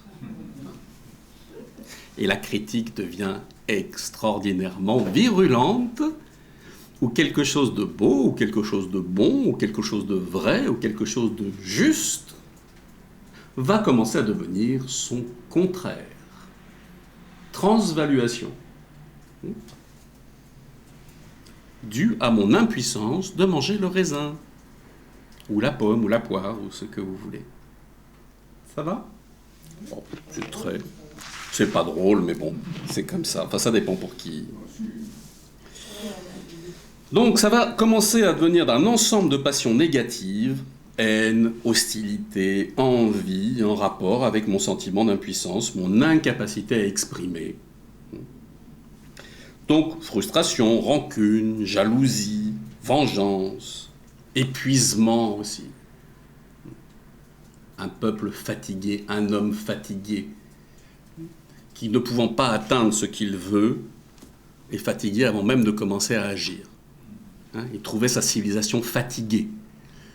Moi, je pense que notre civilisation, maintenant, elle est au lit. Elle est couchée. Elle est confinée. Elle est confinée. Oui. En 2 mots. Très bien.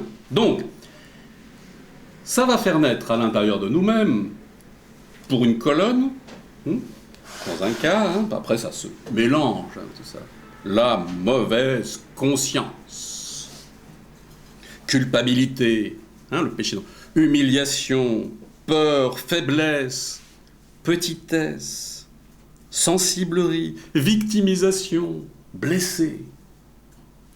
Si jamais, dans une autre planète, dans une autre vie, vous ressentez quelque chose de ce domaine-là, vous dites, qu'est-ce que j'ai mis dans ma mémoire, que j'ai laissé légèrement trop longtemps? Il est temps de vider la poubelle. Il est temps de nettoyer le frigo. Il est temps de faire que ces sentiments déjà vécus, je le mette rapidement dans un système d'incinération rapide. Parce que si je continue à consommer ça, il y aura auto-empoisonnement. On s'auto-empoisonne psychiquement. On met en place un disque rayé, un système sur lequel la psyché se boucle sur elle-même. Elle n'est plus en rapport avec le réel, la corporité, le vécu, les instincts et autres. Elle n'est plus en rapport avec l'esprit, ce qui donne sens, orientation, valeur aux choses. Je deviens un disque rayé qui répète toujours la même chose, le même leitmotiv, et qui interprète tout par rapport à ça. Donc, mauvaise conscience, culpabilité, humiliation. Vous savez, peut-être nous-mêmes, mais parfois on croise des gens, il faut que tout soit petit. J'ai un ami comme ça, il prenait jamais, il avait du papier A4, mais avant de commencer à prendre des notes, il le pliait en 8. C'est une image, mais pas simplement. Il faut que tout soit petit, faut pas que ça dépasse, faut pas que ce soit trop compliqué, faut pas qu'il y ait de risque, faut que tout soit élément, parce que de toute manière, bon, on est tout petit, on n'est rien, on est coupable, faut qu'on disparaisse, faut qu'on ne voit pas, etc. Immense orgueil caché derrière l'absence théorique ou l'humilité. Vous voyez la transvaluation ? Comme on ne peut pas tuer notre égoïsme, notre égocentrisme ou autre, c'est un élément constitutif, nécessaire aussi à la détermination de l'individu, à travailler, mais normal. Voilà, on va faire comme si, effectivement, comme on a péché, etc. Non, il ne faut pas qu'on nous voie, il faut qu'on soit transparent, il faut que tout soit... Et après, hop, ça devient une valeur merveilleuse.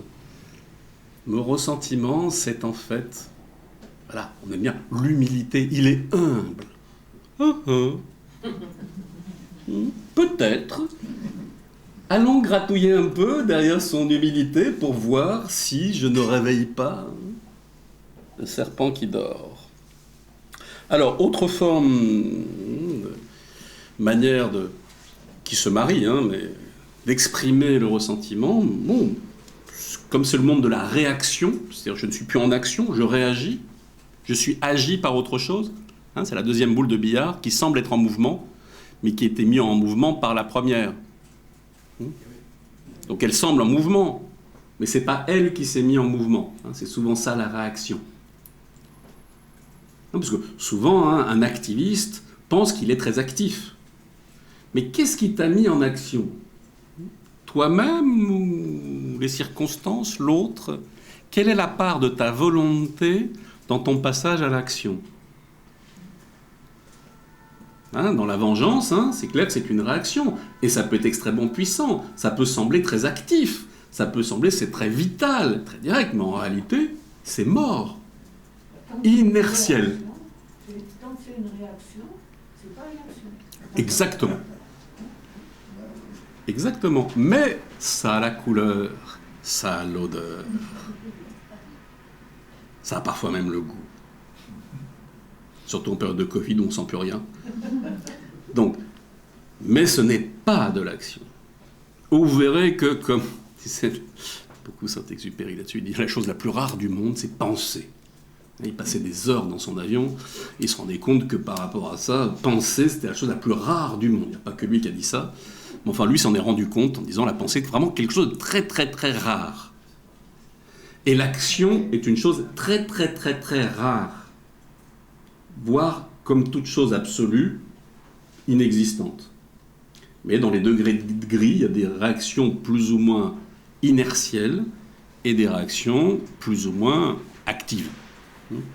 Ça va, c'est pas du tout tout rien. Mais c'est pour ça que Nietzsche est fin. C'est pour ça qu'on essaie de dire quel est le système nietzschéen ou autre. Naturellement, il nous chauffe, il nous balade, il nous tire d'un côté, il nous tire de l'autre, etc. Parce qu'il faut qu'on génère nos propres valeurs. qu'on devienne qui on est. C'est pas à lui de nous dire qui on est, c'est pas à lui de nous dire exactement les valeurs qu'il faut suivre. C'est pas un nouveau prêtre, hein.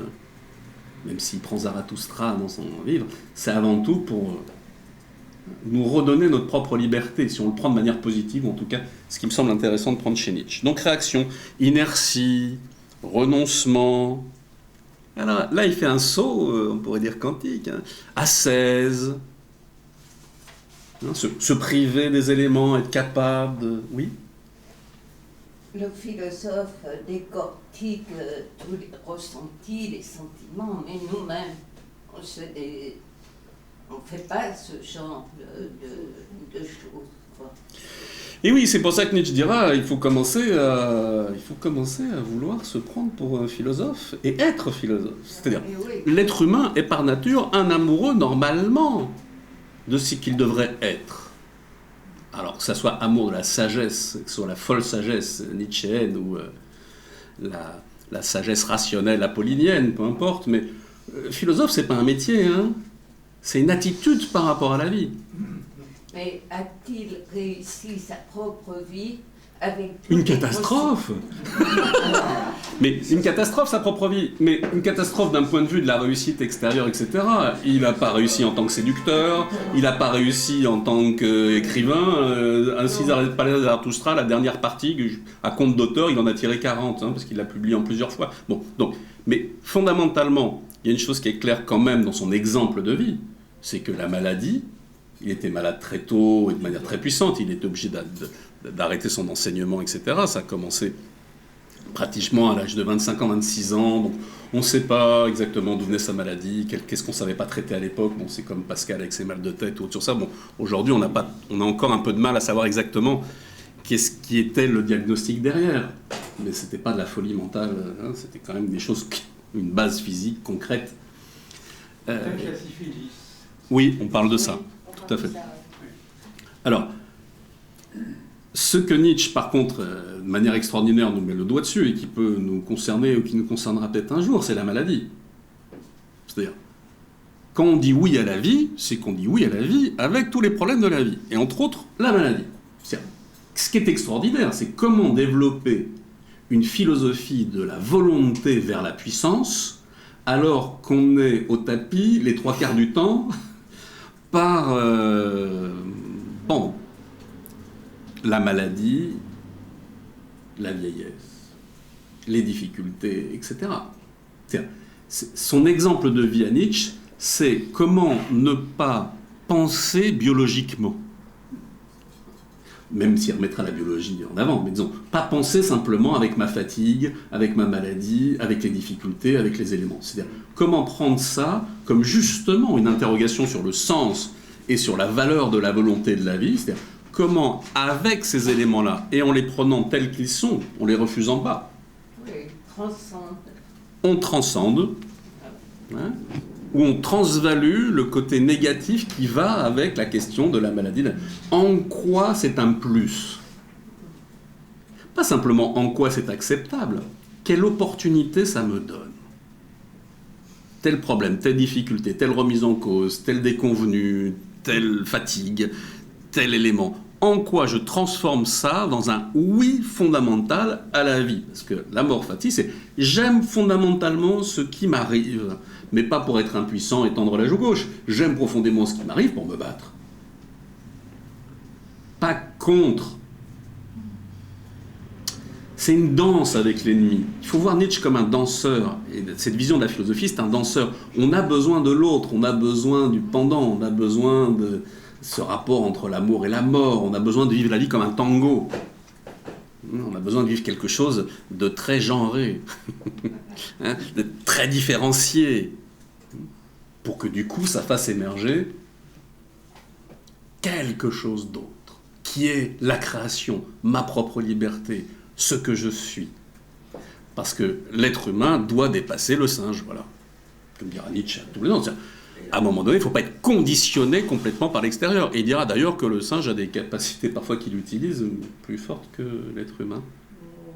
Oh bah oui, il faut taquiner un peu quand même. Bon, Réaction, ralentissement, sommeil, conservation. Voilà une des conséquences possibles, sur une autre planète, pas chez nous, hein, du ressentiment. Les orientaux diraient force, du tamas, de ce qui est l'inaction. Hein, la Bhagavad Gita, un texte fondamental indien, dit toujours tu as droit à l'action, uniquement à l'action, pas à ses fruits. Mais fondamentalement, entre l'action et l'inaction, tu n'as pas à réfléchir. C'est l'action qu'il te faut prendre. L'action avec renoncement. Ah, ça, c'est la dialectique, c'est intéressant. Mais l'inaction, jamais. C'est l'ignorance, c'est l'égoïsme, c'est la mort, c'est la séparativité, c'est l'inexistence de l'autre, c'est voilà. Toujours, c'est quelque chose qui m'amène à un élément suivant qui est le repli sur soi. C'est-à-dire, le ressentiment peut m'amener à la mauvaise conscience, à la réaction et au repli sur moi-même. C'est-à-dire un égocentrisme, un orgueil, un rejet de l'autre, puisque quand je me sens mal et que je souffre, quelle est la place de l'autre ? Hein, une manière de transcender la maladie, ou d'en faire quelque chose de positif, c'est du coup de penser aux autres. Faire des fêtes de 60 ans de mariage, des choses comme ça, réunir les gens, partager, trouver des solutions pour que, véritablement, mes propres épreuves, ce que je vis, se transforment en puissance de joie, d'amour, de lien, de capacité de relier. C'est donner la place à l'autre. Mais pas donner la place à l'autre pour que ça me donne la place à moi. Profiter des opportunités et des difficultés de la vie pour permettre l'expression du meilleur de chacun. Hein, dans une grande liberté pour l'autre. Ça, c'est la possibilité des forts et des puissants. Si je suis sûr de moi, si j'ai une grande affirmation de moi-même, si je suis créateur de valeur, mais je ne suis pas en comparatif avec l'autre, donc l'autre a toutes les possibilités d'exister. Dans le ressentiment, je jalouse ce qu'a l'autre. Et généralement, je jalouse, je sais pas, j'ai mis beaucoup de temps dans ma vie pour me rendre compte que j'étais pas né forcément aussi beau que tous les autres hommes. Ça m'a pris très tardivement, la comparaison. Non mais je dis une chose très évidente. Je me suis jamais senti en comparatif.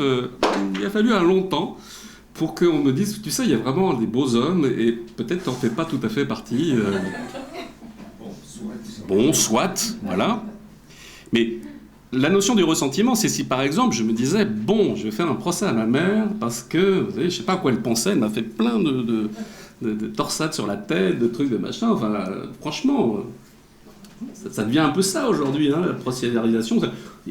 C'est la faute à mes parents, hein, c'est la faute à mes arrière-parents, c'est ma faute, toujours la faute à quelqu'un d'avant qui fait que ce que je suis. Bon, mais si je ne suis pas en comparaison, je me trouve très très bien. Hein, et donc, je trouve les autres très bien.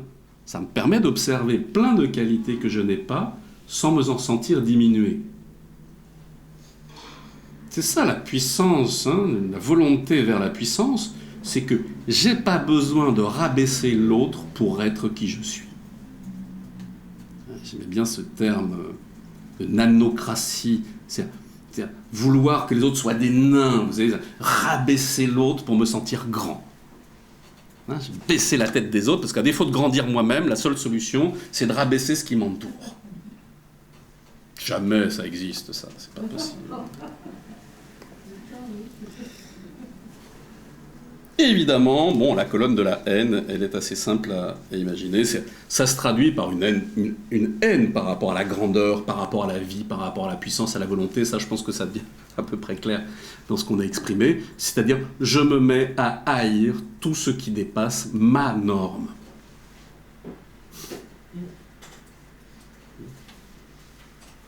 Quelle est cette civilisation qui tue Mozart à la naissance ? Ça, c'est grande interrogation de Saint-Exupéry à la fin de Terre des Hommes.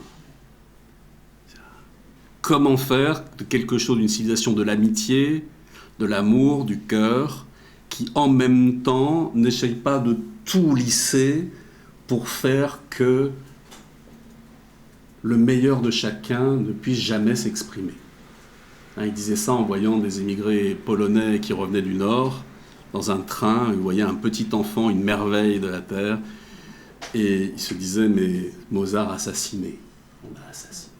Parce qu'il n'aura jamais la possibilité de pouvoir faire exprimer ce qu'il y a de meilleur en lui-même. Dans cette civilisation qui a broyé les uns et les autres. Oui ? Je dis, tu sais, On ne sait pas. Il y a Oui. plein de petits miracles. C'est sûr. Qui existent. Hein. C'est clair. Alors, la vision nietzschéenne, simplement, c'est que les miracles, ça dépend pas de nous, hein, pour être clair, hein, si jamais ça existe. Ce qui va compter, c'est ce qui dépend de moi. Ce qui me dépend de moi en tant qu'être, en tant qu'individu, en tant que citoyen, en tant que quelle civilisation puis-je modifier, transformer, auquel je puis donner naissance, qui permettent à chacun de devenir qui il est. C'est ça qui l'obnubile. Donc je taquine sur cette question de dire, voilà, chacun a ses valeurs, qui sait, peut-être un miracle, etc. Mais tout ça, ça ne dépend pas de nous, qu'on croit ou non aux miracles, aux possibilités, aux coïncidences. Ça va ? Donc, il va mettre le doigt sur le fait que face au ressentiment, dans son moment, il va mettre le doigt sur les prêtres. Mais pour nous, ce n'est pas une problématique de prêtre. Ça serait quoi aujourd'hui ? Politiciens, publicitaires, tout élément, c'est-à-dire tous ceux qui vont profiter de cet état-là pour devenir les artistes du ressentiment. C'est-à-dire qu'un être qui a du ressentiment est un esclave potentiel. Je peux parfaitement en faire un mouton, un agneau, en me déguisant en agneau, évidemment, hein, en allant dans son sens, et en l'amenant et en cultivant son ressentiment. Oui, tu as péché, oui, tu as fait ces éléments-là, oui, en l'amenant à une forme d'introspection, mais négative, hein, dans le sens où ça me ramène continuellement à l'intérieur de moi-même, non pas pour profiter de cette force de ressentiment, pour passer en action, mais pour profiter de cette force de ressentiment pour me mettre dans une posture de dépendance. Ça va ? Parce qu'à partir du moment où je suis mu et dépendant d'une idée circulaire ou autre, bon, comme tout bon manipulateur, si je comprends quelle est l'idée circulaire, c'est assez simple de séduire. Et c'est assez simple de manipuler. Parce que celui qui se sent fort, qui crée ses propres valeurs, qui est autonome, qui ne dépend pas de l'extérieur, essayez de le manipuler. Essayez de le faire voter dans un sens ou dans un autre. Essayez de lui vendre un produit dans un sens ou dans un autre. Mais quelqu'un qui a besoin de compensation, qui est en frustration, etc. sur ça, c'est très simple. Achète cette voiture et tu seras quelqu'un. Fais ceci, fais cela, vote pour ceci, vote pour cela. On fera tout pour toi. On te vengera. Si tu votes pour moi, tu vas voir ce qu'ils vont voir.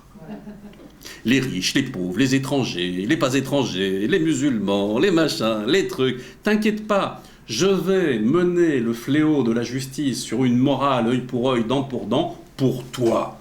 Tu peux rester dans ton inertie, tu peux rester dans ton indécision, tu peux rester dans ton ressentiment. Reste dans ton Mario, reste dans ta mare, reste dans ton marécage, reste dans ton côté putrescible de ta propre psyché. Je m'occupe de tout, je le ferai pour toi.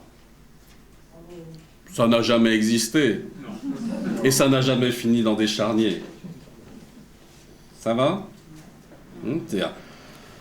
L'étude du totalitarisme de Hannah Arendt associée à l'étude du ressentiment de Nietzsche nous donne quand même des clés absolument incroyables pour comprendre que les ficelles, elles sont simples à voir, claires à voir, évidentes à voir si on prend un peu de recul. Et on est quand même dedans. Donc difficile de prendre du recul. Donc, c'est intéressant dans la transvaluation des éléments, c'est on va avoir une envie qui se transforme en jalousie, qui se concerne en non-réalisation, en frustration. La frustration peut se transformer en vengeance. Je n'arrive pas à réaliser ma vengeance parce qu'à la vengeance, si j'arrive à la réaliser, je reprends de l'action. Je redeviens, quelque part, être de volonté. La non-réalisation de la vengeance, ça devient de la malignité. La malignité commence à devenir du dénigrement. C'est que la seule force qui me reste, c'est rabaisser. Le cynisme. Voir la joie sadique de la méchanceté. Voir souffrir. Incroyable. Très présent dans l'humanité. Ah, bon, tu me dois quelque chose, d'accord ? Bon, retournons aux premières étapes de la morale. Tu es donc coupable, et donc, si tu n'as rien à me donner, je choisis ce que je te prends. Vous savez, ça existait dans l'humanité. Si je te coupe une main, un pied ou un élément, grosso modo, il ne va même pas le manger, l'autre, hein, ce qui coupe. Hein, ça ne va pas résoudre la dette. Mais ça va nourrir ma méchanceté, mon sadisme. Ça fait quand même du bien de te voir souffrir parce que tu m'as enlevé quelque chose à moi, donc je t'enlève quelque chose à toi. C'est pas très loin de notre notion de justice. Hein. Vous savez qu'on a essayé de faire des prisons un peu plus habitables ou des éléments pour permettre un peu d'éducation. On dit non, il faut que la justice soit punitive, il faut qu'il souffre. Il faut que la personne qui a fait du mal souffre le mal. Quitte à ce que ça nous coûte, je sais pas, 5 6 000, 7 000 ou 8 000 euros par prisonnier au Baumette. Par mois. On paye avec nos impôts pour que les gens souffrent et qu'ils aillent à l'éducation du crime en plus. C'est un peu idiot, hein. Mais quand même, ça serait quand même inimaginable qu'on essaye de trouver des conditions d'éducation et de transformation possibles aux coupables, parce que comme moi j'ai souffert dans ma chair de cet acte qui a été fait par l'autre, il faut qu'il paye. Vieille morale, de l'œil pour œil, dent pour dent, des édentés et des aveugles, comme disait Gandhi. Bien. Illusion systématique, imagination, démesure, il y a une transvaluation qui crée effectivement dans ce ressentiment une forme d'hubris de l'inaction. C'est ça qui est intéressant. L'hubris, on le voit souvent par l'action, mais là il y a une hubris de l'inaction qui fait que j'arrive par rapport à ça à merveilleusement me justifier. Alors je me suis fait une petite liste comme ça qui vient à la fois de Nietzsche et puis de réflexion là-dessus.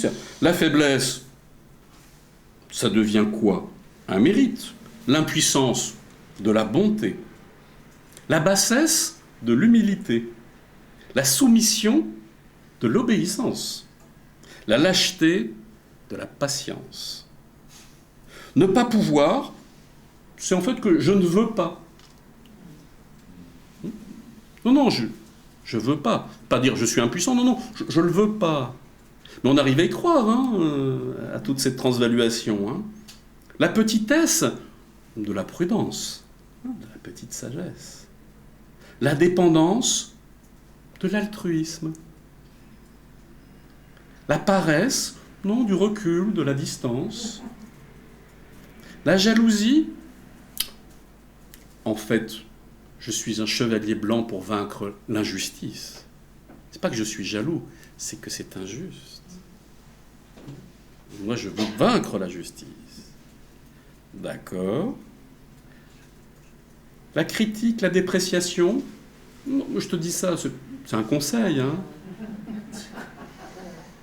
C'est pour éviter que tu aies les mêmes problèmes que moi. Culpabilité, humilité, passéisme, les traditions. Le conservatisme, non, il faut respecter les traditions. Alors on a le mot sacré, tradition. Pêche et tradition, pêche, chasse et tradition. Excusez-moi, il y a peut-être des lecteurs du magazine, j'ai rien contre non plus.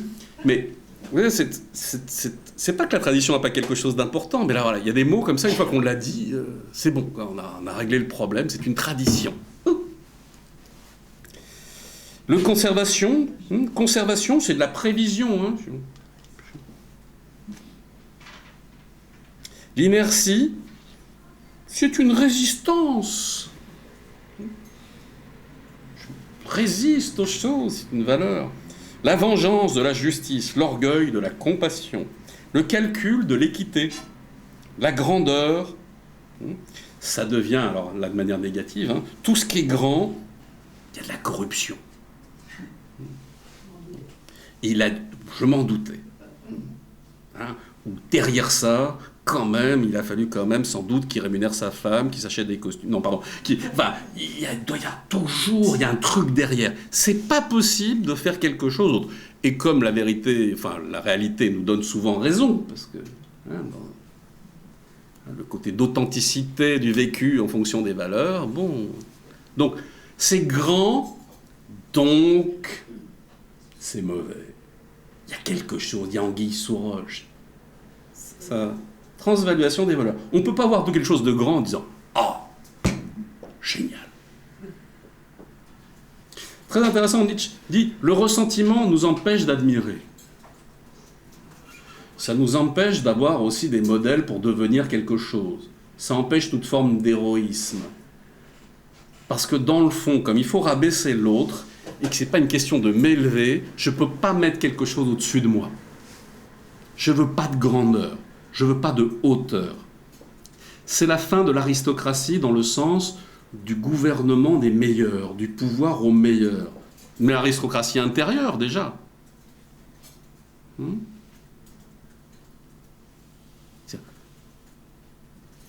Je me coupe de toute possibilité de transcendance. Tout à l'heure, quelqu'un me disait ce mot-là, mais de tendre vers le meilleur de moi-même, de ce qui est possible, autre sur ça. Non. Beaucoup plus simple de rabaisser que de tendre vers. Et donc, est-ce que je suis encore, j'ai la jeunesse intérieure de pouvoir admirer? Est-ce que j'ai la capacité de pouvoir aimer sans attendre quelque chose en retour? Ce que les orientaux appellent dévotion. Est-ce que je peux aimer de manière libre, sans calcul? Bonne question. Élément summum de l'amour. Ça veut dire que c'est un amour profondément libre, puisque ça ne dépend pas de ce que l'autre fait ou ne fait pas. C'est ce qu'on apprécie normalement, de temps en temps quand même, dans la famille. On dit, bon, malgré tout ce qu'il a fait, bon, ça reste ma fille, mon fils. De toute manière, on s'aime, même si on n'en pense pas moins sur plein de choix, plein de choses qui ne sont pas les nôtres. Ça va? Et ça a une valeur, non? Par contre, là, effectivement, tout ce qui est grand, tout ce qui est beau, c'est beau, il y a dû y avoir une injustice, un accident. Vous savez, c'est comme à la Révolution française où on passe les pianos à queue par les fenêtres. Là, je vous rassure, on l'a descendu. Le piano. Tout ce qui est beau, les sculptures, les éléments, tous les éléments de l'académie. Mais pourquoi? Parce qu'il y avait un ressentiment par rapport, effectivement, une aristocratie ou telle classe qui a opprimé une autre classe. Mais cette transvaluation, le pauvre piano et la musique, elle n'est pas pour les riches ou pour les pauvres. Normalement, elle est, justement. Ça va? Donc, il faut faire attention à l'intérieur de nous-mêmes, dans un monde très cynique, de ressentiment ou autre, de ne plus être capable de beau. Faire des photocopies de ça pour distribuer. Très bien, si tu veux. Pour le troupeau, pour le dupliquer, pour donner des idées alors que tu dois les faire naître en toi-même. Bon, alors. La puissance, si c'est puissant, c'est du viol. Si c'est puissant, c'est de la force et de la manipulation. Quelqu'un qui a de la détermination, de l'intention. Parfois, j'ai des discussions assez intéressantes avec les gens qui disent, voilà, toi, quand tu enseignes quelque chose, on me fait parfois le reproche, ça peut être vrai, tu as une intentionnalité. Et je dis, oui, je ne vois pas exactement pourquoi je pourrais enseigner sans avoir une intentionnalité. Et de tout, c'est interroger quelle intentionnalité j'ai, pas savoir si j'ai ou non de l'intentionnalité. Parce que l'intentionnalité veut dire qu'il y a une volonté derrière de vouloir partager, de vouloir donner, de vouloir transmettre, de vouloir faire grandir, de vouloir éduquer. Oui, je vois le métier d'enseignant comme une capacité de pouvoir essayer de faire sortir d'eux. C'est de la maïeutique. Je dis c'est un choix. On peut avoir d'autres manières d'envisager l'enseignement. Mais moi, ce qui m'intéresse, indépendamment de ma capacité médiocre de le faire, par rapport aux grands maîtres de philosophie, c'est donner naissance. Faire que les gens puissent devenir qui ils sont. Il y a de l'intentionnalité. Ah non, aujourd'hui, intentionnalité, c'est manipulation. Tu veux quelque chose pour moi. Oui, je veux que toi, tu aies de l'intentionnalité. Et oui, mais il faut aussi le vouloir, que l'autre ait de l'intentionnalité. Ça ne se fait pas tout seul non plus. Autrement, la notion d'école n'a pas de sens, de transmission n'a pas de sens. Donc, transvaluation, ce qui est puissant, c'est du viol. Ce qui est une force, c'est de l'injustice. Dès qu'il y a de la force, ça se traduit par injustice. Dès qu'il y a de l'intention, c'est de la manipulation. Dès qu'il y a de la détermination, c'est du dogmatisme, c'est de la simplification. Ça va? Et tout le monde pense ce qu'il veut.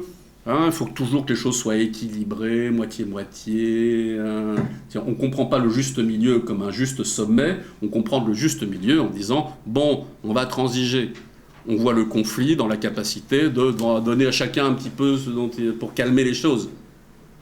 Ça va ? Mais ça ne marche pas avec le ressentiment. Allez donner aux gilets jaunes simplement un peu de sous, un peu d'éléments ou autre.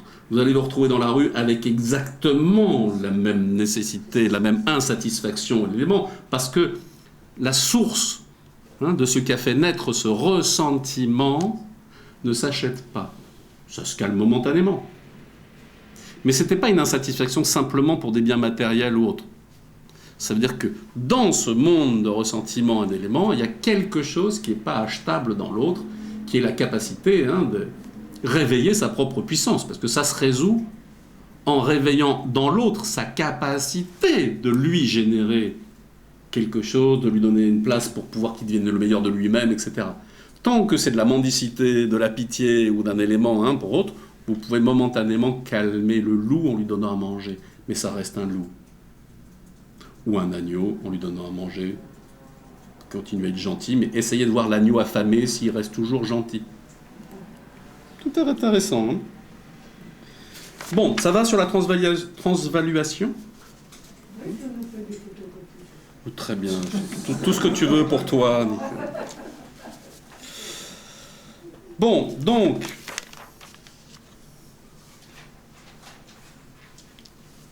renversement des valeurs, comment sortir du ressentiment en 3 minutes.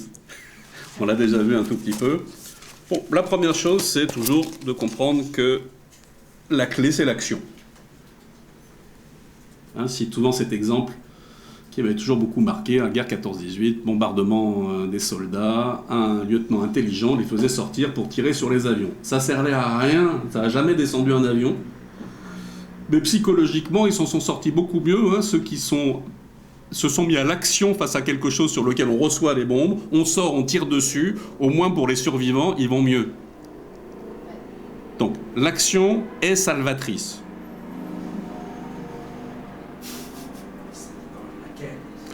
Et d'abord, l'action est salvatrice. Parce que si ça dépend de laquelle, etc., comprenez, c'est complètement idiot de tirer sur les avions. On va me dire qu'il ne faut pas que l'action, on est d'accord. Mais... entre l'action et l'inaction, il y a déjà une chose qui est claire, c'est que le ressentiment m'orientant vers l'inaction, il faut que je trouve un nouvel cheval, un nouvel élément à chevaucher, une nouvelle aventure, un nouveau risque. Il faut que je me mette en mouvement. Se mettre en mouvement, c'est le présupposé de l'action. Oui. C'est le préalable. Oui. On ne sait pas où on va, mais c'est clair. Bon, tu sais, Descartes, exemple, on va essayer de tout refonder la philosophie. Donc, de toute manière, ce qu'il faut, c'est déterminer, par la tradition, le bon sens, etc., une orientation, une direction, je me la donne, et je ne change pas. C'est comme en orientation, je ne change pas, je me suis trompé, je vais arriver peut-être à bout d'un jour, 1 an, 2 ans, dans un village qui est exactement le contraire de ce que je voulais aller, mais il y a au moins un avantage, c'est que comme je n'ai pas changé de vue, je saurai maintenant où aller. Alors que si j'étais tergiversé pendant 10 ans avant de partir, je ne sais toujours pas où il faut aller. Donc il faut accepter l'erreur, il faut accepter de se tromper. C'est ça que ça veut dire agir. Ça va ? Il faut accepter par rapport à ça le risque de l'échec. Mais si je me prends pour Dieu et que je veux être sûr que mon choix soit bon, comme je dis toujours, j'attendrai le jour et la nuit. Bon, donc... l'action, il faut un marteau, d'accord ? Mais une fois qu'il y a un marteau, j'ai toujours pas bricolé, j'ai rien construit. Il y a juste le marteau, d'accord ? Il faut associer au marteau, bien sûr, la volonté.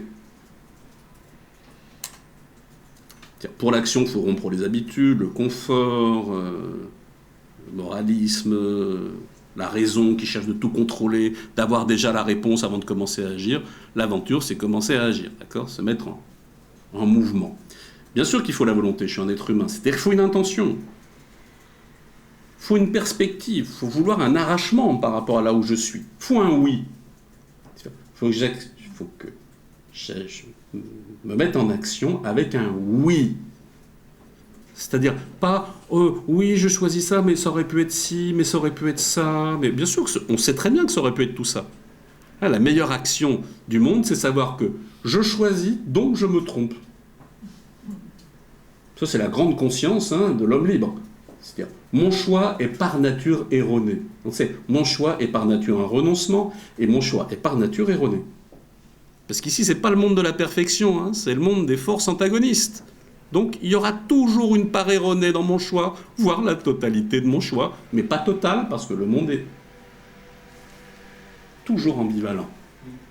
Ça va ? Volonté, intention, perspective, force de vie. Oui. Je dis oui aux circonstances, à la vie, j'ai choisi quelque chose, j'y vais, mais pas en inconscience. Comme ça m'a pas coûté beaucoup de choisir, je garde toute ma conscience pour voir concrètement les résultats, les éléments, les choses qui se passent. Dire oui à la vie, c'est pas m'obnubiler sur la vie. C'est pas dire j'ai choisi ça, donc je vais avoir raison. Le oui à la vie, le oui au destin, c'est que y a des choses qui dépendent pas de moi, hein, qui sont déjà écrites. Il faut que je les observe, que je vois. Si j'obtiens pas de résultat, si concrètement le résultat est inverse de ce que je souhaitais, je voulais et que je voulais obtenir, ça me coûte en rien de me remettre en cause. J'ai pas mis mon identité dans le fait de me déclencher dans l'action. Ça, c'est très difficile à comprendre pour nous. Nous, on voudrait être sûr de faire le bon choix et on met complètement notre identité dans le choix qu'on a fait. Et ça nous rend très dépendants. Donc, puissance, j'associe à la volonté. C'est-à-dire, la volonté, intention, nécessité, force de vie, procréation. La volonté, c'est aussi la volonté d'un artiste, hein, la volonté de création. D'accord ? Devenir ce qu'on est, vivre ma vocation. Et l'action, la volonté qui se marie à la force, ça va donner la puissance. Parce que la puissance, c'est une force orientée par une intention, par une volonté. C'est là où l'être humain rentre en ligne de compte. Parce qu'on dit, Nietzsche, c'est le déclenchement des forces de l'instinct, de la nature, de l'élément, il n'y a pas de cœur, il n'y a pas de... Faut jamais oublier qu'avant de devenir fou, le dernier geste qu'il a fait, c'était d'embrasser un cheval, de le protéger face à un cocher qui était en train de le frapper, ce pauvre cheval. C'est étonnant, non ? Dans l'image qu'on a de Nietzsche, c'est un être extrêmement sensible, un artiste, un être extrêmement sensible, un amoureux. Nietzsche n'est pas du tout cette espèce de surhomme froid ou autre. Ça n'a rien à voir avec ça. Ni dans sa philosophie, ni dans ce qu'il exprime. Il faut une volonté qui oriente la force.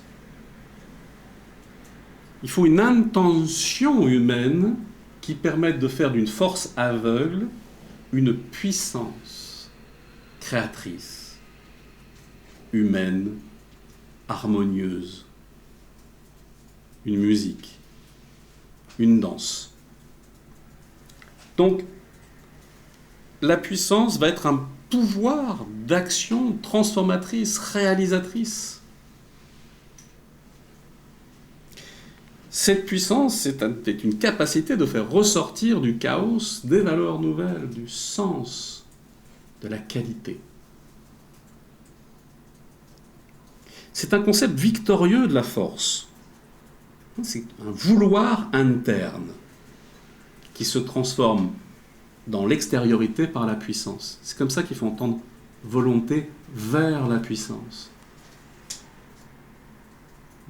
Une puissance réalisatrice, une puissance rénovatrice, une puissance capable de sortir de l'homme ancien, celui justement de l'œil pour œil, du ressentiment, de la vengeance, de toute cette part d'inhumanité où la force est développée pour la force. Alors là, la force est développée pour l'amour. Et ça devient puissance. Alors, bien sûr, il y a différents éclairages, interprétations de Nietzsche là-dessus, mais sa puissance, à la grande différence de la force, parce qu'on peut tout confondre, est une puissance d'amour. C'est pour ça que quand je m'étais arrêté tout à l'heure au chameau, le chameau doit passer par le lion, parce que le tu-dois doit se transformer en je veux. Il faut que du chameau, je devienne lion. Il faut que je dégage ma volonté, ma royauté, le meilleur de moi-même, mon excellence. Il faut vouloir. S'il n'y a pas de vouloir, l'action est aveugle, c'est de la force. D'accord ? S'il y a du vouloir, et que ce vouloir est bien orienté par rapport aux meilleures des valeurs de l'homme, ça va m'amener à un pouvoir. C'est pour ça qu'il est le roi lion, pas simplement chez Walt Disney. le roi lion. Alors, vous me dites, oui, d'ailleurs, c'est la lionne qui va chasser, qui fait tout, et lui, il reste là, il fait rien. Bon, c'est pas totalement faux, mais dans la notion du roi lion, il y a cette idée d'élément statique. Je reste là, je suis. J'ai pas besoin de me prouver quoi que ce soit, je suis pas en comparaison, j'ai pas d'ennemi en tant que tel, sauf le nouveau lion qui va arriver bientôt. Mais disons, fondamentalement, c'est une force tranquille, non? C'est pas une panthère, c'est pas... Ouais. Lion, c'est un côté sympathique parce que ça nous rappelle notre propre royauté. C'est pour ça qu'on en fait quelque chose de sympathique, même dans les bandes dessinées ou tout ça, ce lion, parce que c'est puissant, c'est fort, mais ça n'a du coup pas besoin de l'exprimer. Ça va? C'est des images, des symboles. Ça est. C'est, voilà, c'est de l'être. L'être là. Hein. Ok? Donc, la puissance du lion par rapport au chameau doit se transformer dans l'innocence de l'enfant. Troisième étape de la métamorphose, démarrage, prologue, démarrage, d'Ainsi parlait Zarathustra. Les 3 métamorphoses. Pourquoi cette innocence? Parce que, comme on l'a dit, l'artiste il va commencer à rechercher des valeurs qui ne sont pas déterminées généalogiquement par le passé, par les éléments. Je redeviens créateur, mais je ne suis pas innocent parce que je n'ai pas de conscience, parce que je n'ai pas de pouvoir, parce que je redeviens innocent parce que je n'ai pas besoin d'exprimer une quelconque cruauté pour exister dans le monde. Je peux retrouver ce recommencement, ce oui innocent à la vie.